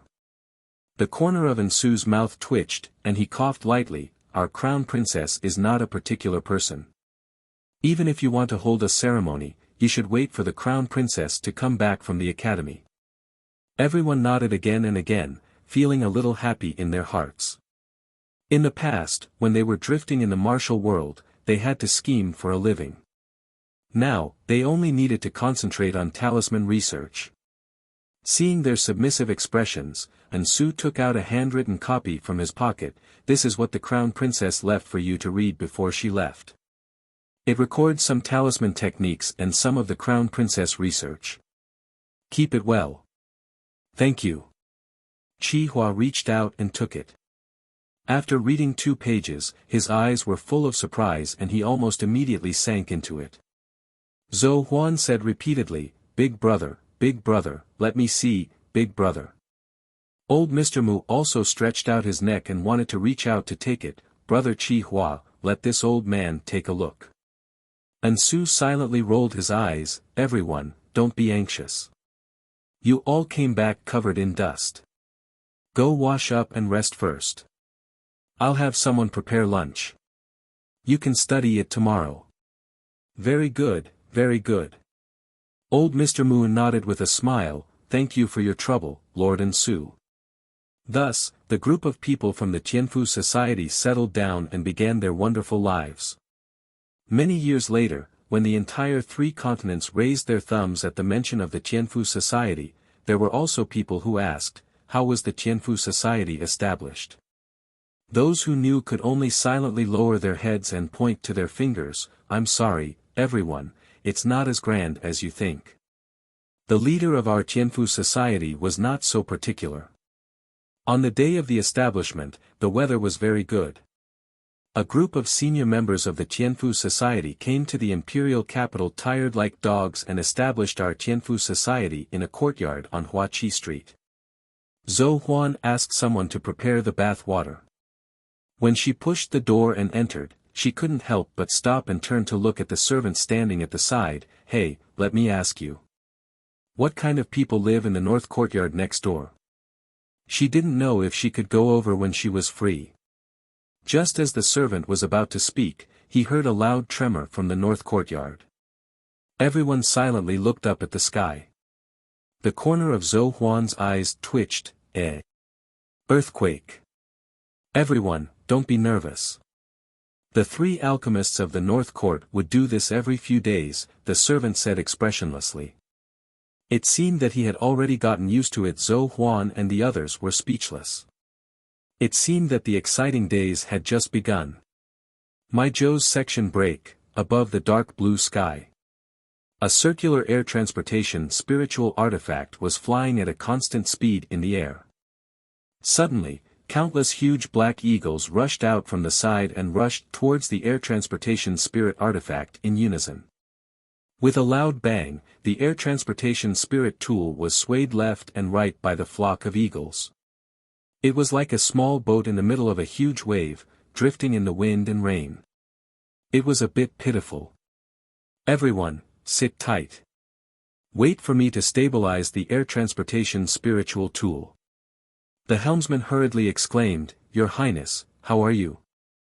Duan Yuan was currently lazily leaning against a soft cushion with a wine cup in his hand.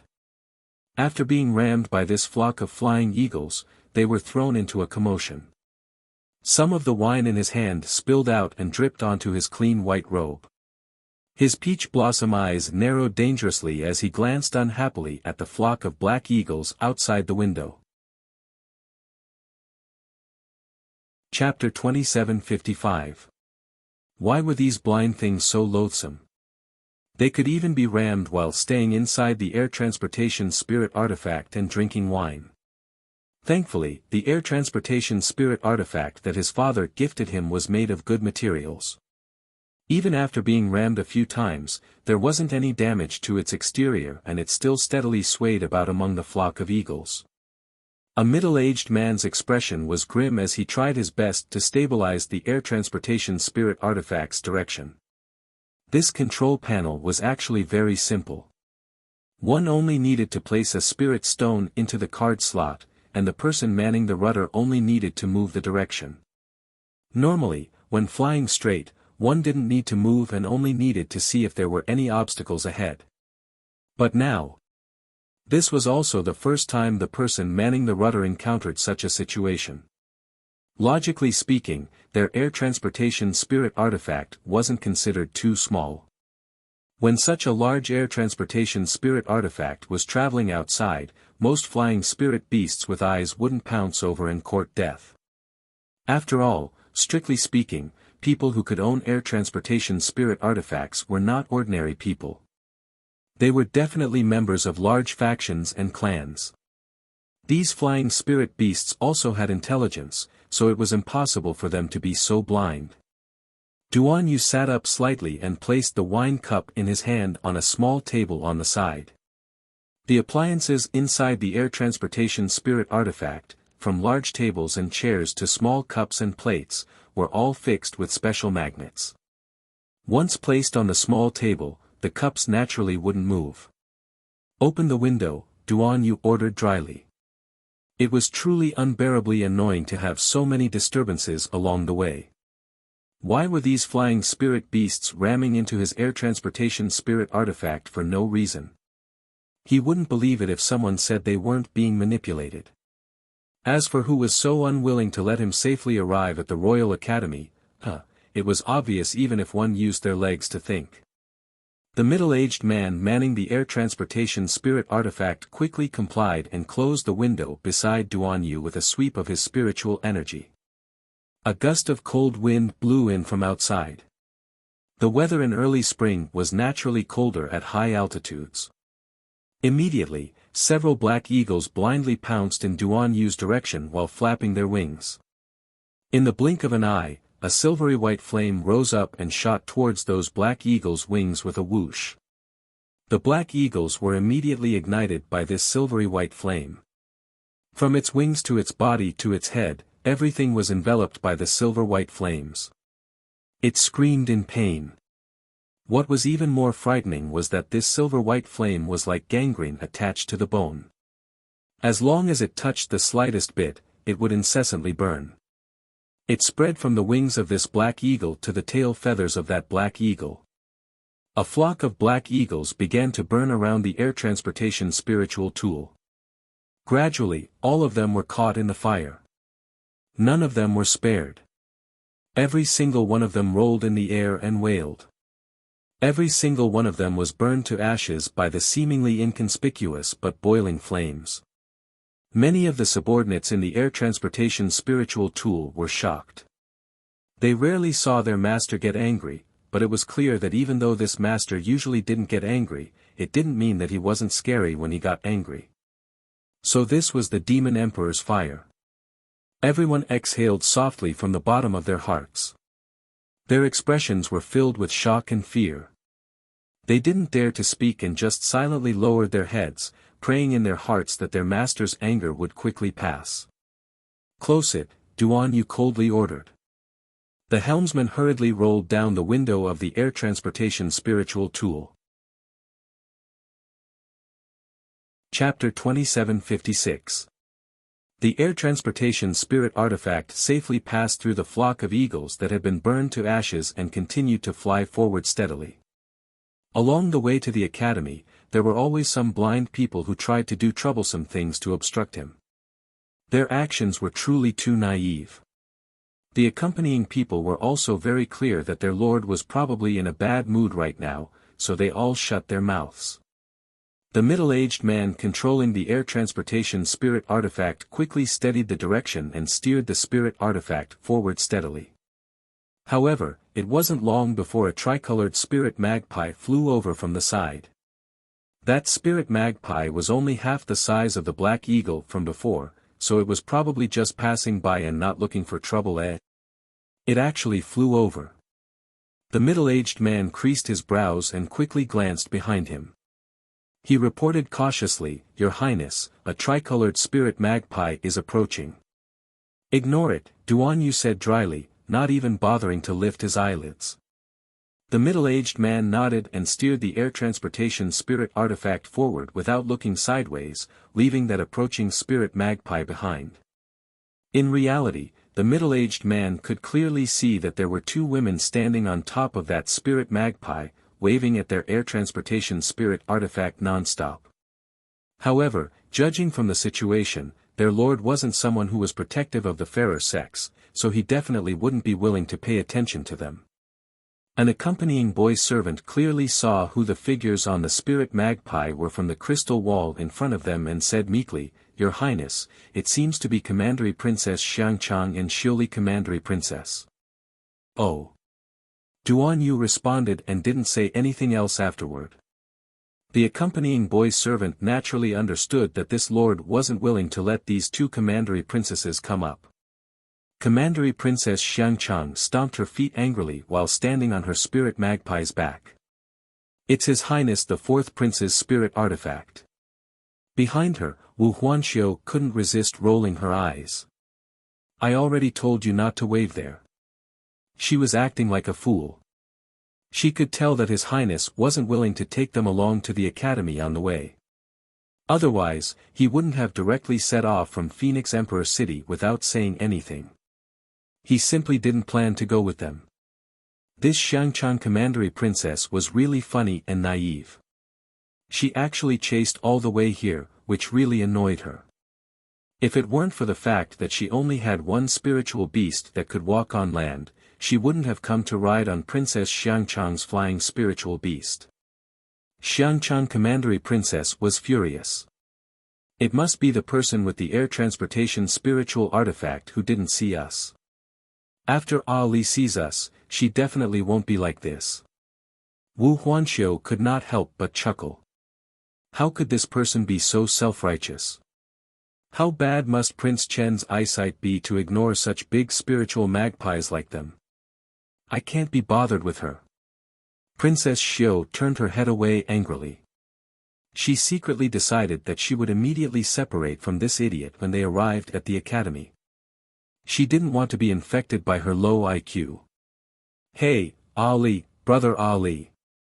Xiangchang Commandery Princess watched as the air transportation spiritual tool flew faster and faster. In a flash, it turned into a black dot and disappeared in front of them. She could not help but breathe her last. It was simply infuriating.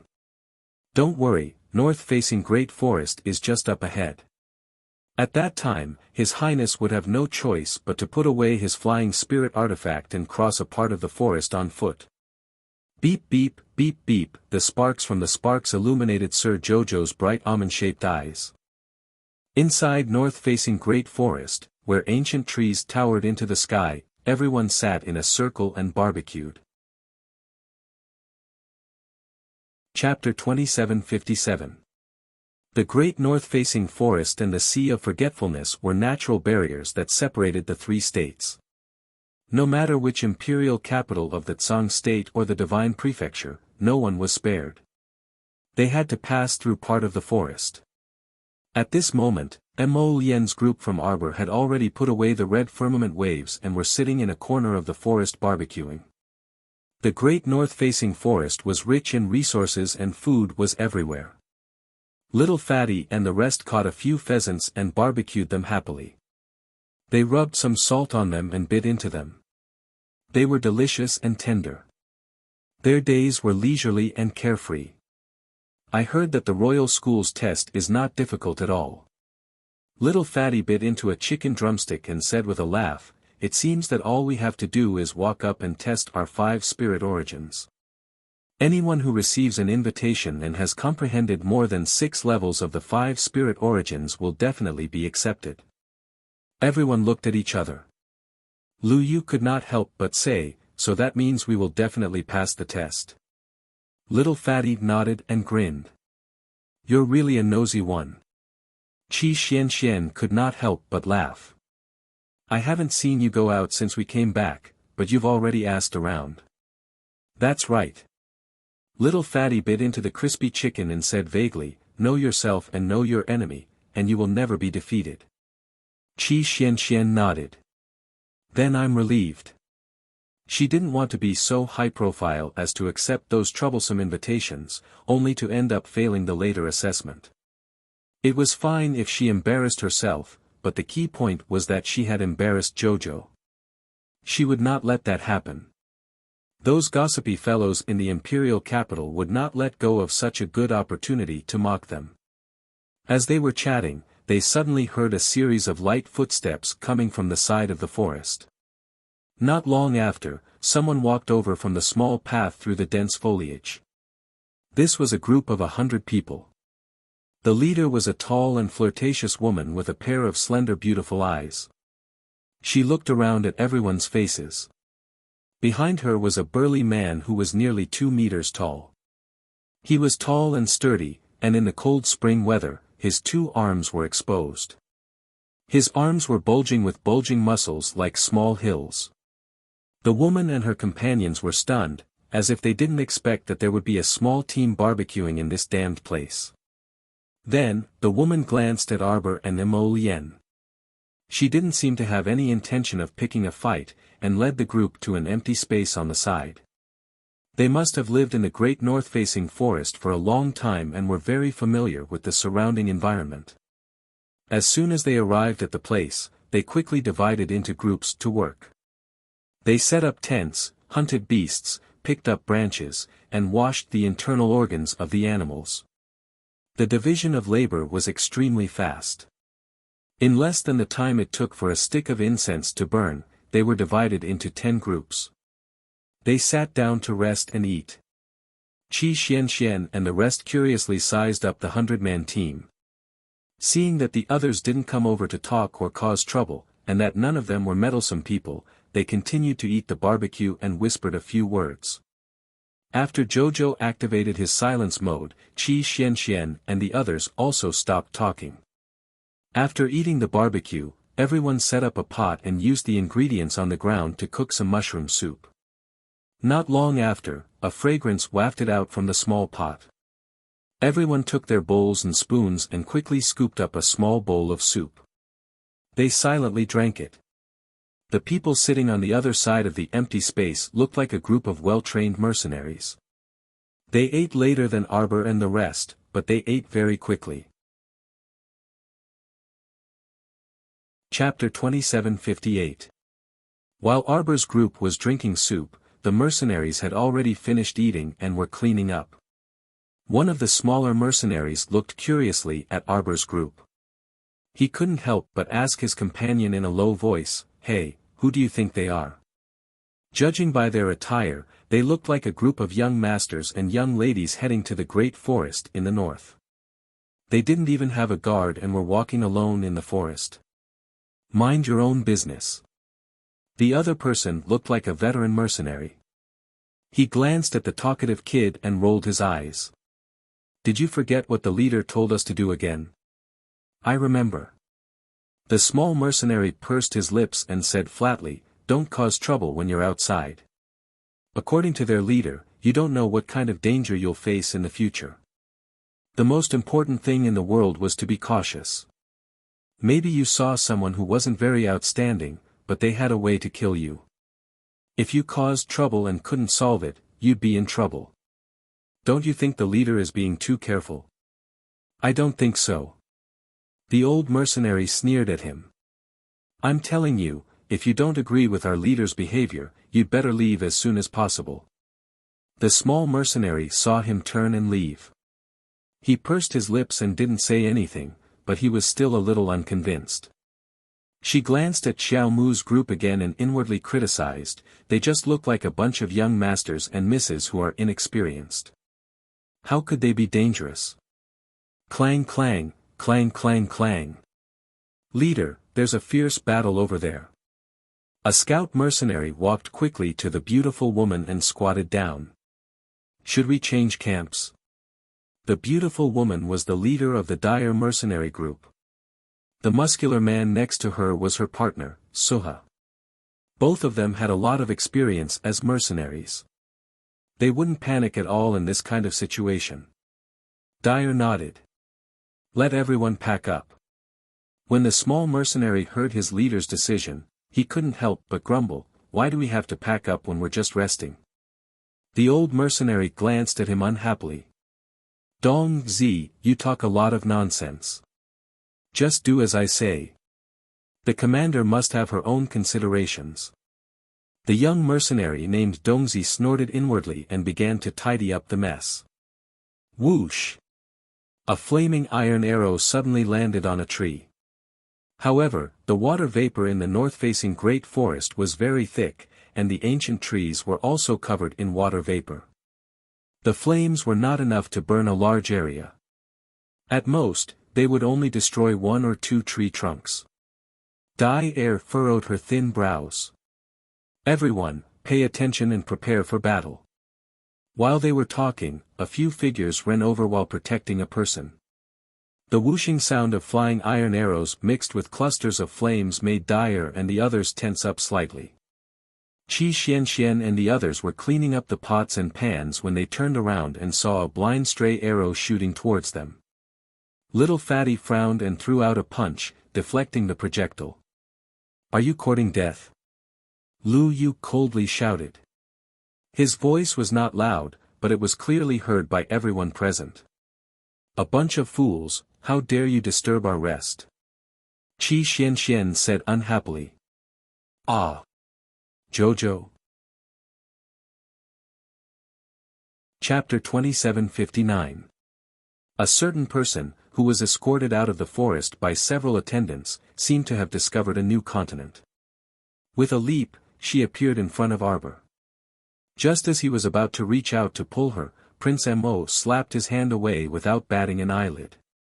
Prince Mo's eyelids couldn't help twitching. Ha! It was truly a small world. He didn't expect to encounter Duanyu in this kind of nook and cranny. Arbor was also taken aback. He didn't expect this child to suddenly pop out from the other side.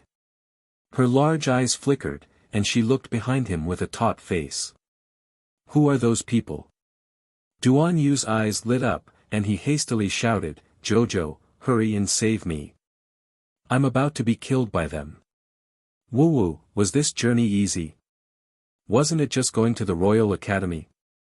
"Wrongly, that guy actually sent more than one group of people to chase him all the way here. Of course, he also had the intention to play with them. It was just that he also got annoyed after being chased so many times, alright?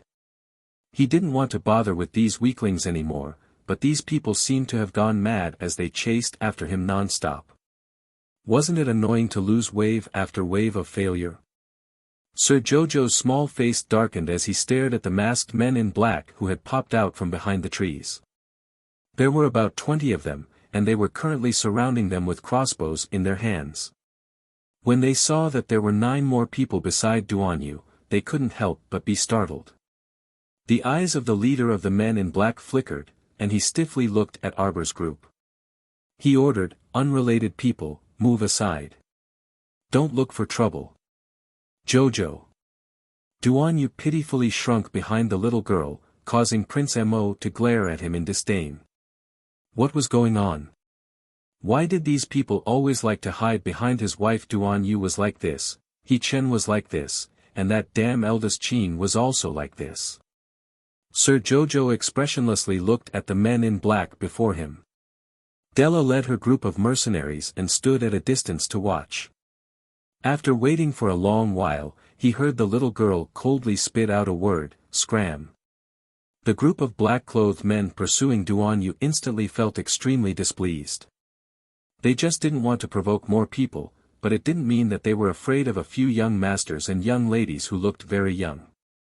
The black-clothed leader's face darkened as he angrily said, "I advise you to mind your own business, you know him?" Arbor turned to look at Duanyu with an exasperated expression. "Can't you throw a few concealed weapons and kill them?" The pitiful Duanyu nodded his head pitifully, looking like a sheep waiting to be slaughtered. "They were sent by eldest brother. I can't kill every single one of them. I have to at least let a few of them go back to spread the news." Who would have thought that these people would not rest until he was dead? Wouldn't it be better to go back and report to them and leave them alive? It was really annoying that they had to chase him all the way. "You're just too soft-hearted," the little fellow said seriously. Mo Lien and the others couldn't help but want to roll their eyes when they heard this hilarious conversation. How could he be so soft-hearted?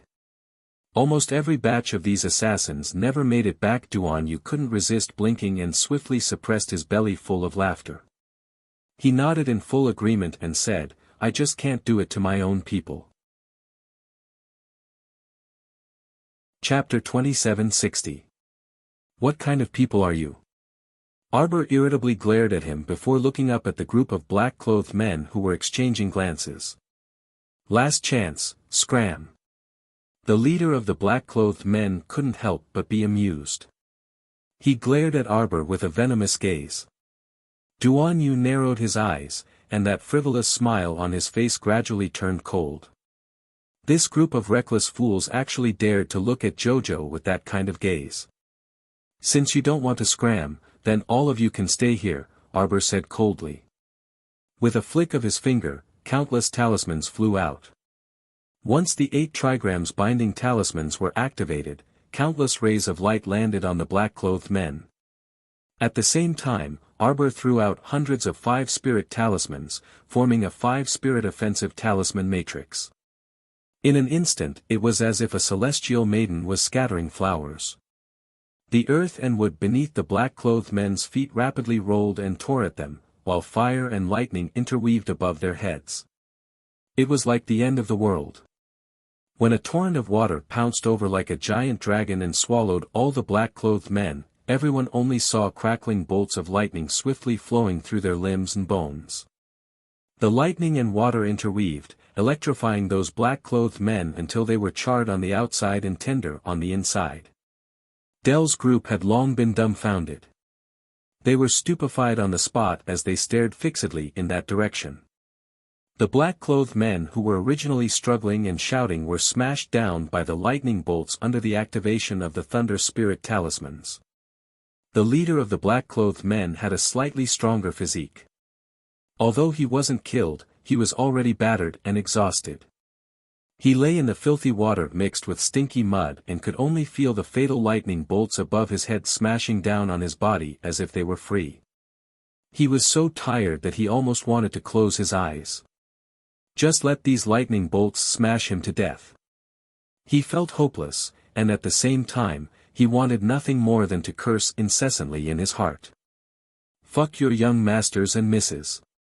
How were these the weak young masters and misses of patrician families? Weren't these fiends and devils?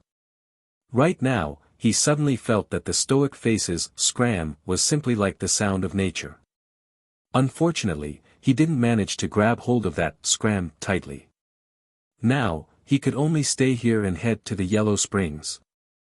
When the last bolt of lightning fell, the entire forest quieted down. There were no more wails, no more cries, no more screams, and even the chirping of insects and birds could not be heard. The little stoic raised the several dozen talismans between her fingers and frowned. He's dead. As she spoke, she put away the remaining 5 spirit talismans. Her expression was indifferent, without the slightest fluctuation. Let's go. Della and the others felt a chill run down their spines. Many pairs of eyes looked at the young lady in front of them as if they were looking at a monster. He didn't look very old, but his methods were so vicious. Moreover, the talismans in her hands were simply endless. This was truly a life-hastening talisman. The mercenary Dong Zi, who had been critical of their leader, was now pale with fright. He thought about what the old mercenary had said to him and was glad that he didn't cause any trouble. Otherwise, the one lying in the dry grass and mud right now would be his corpse.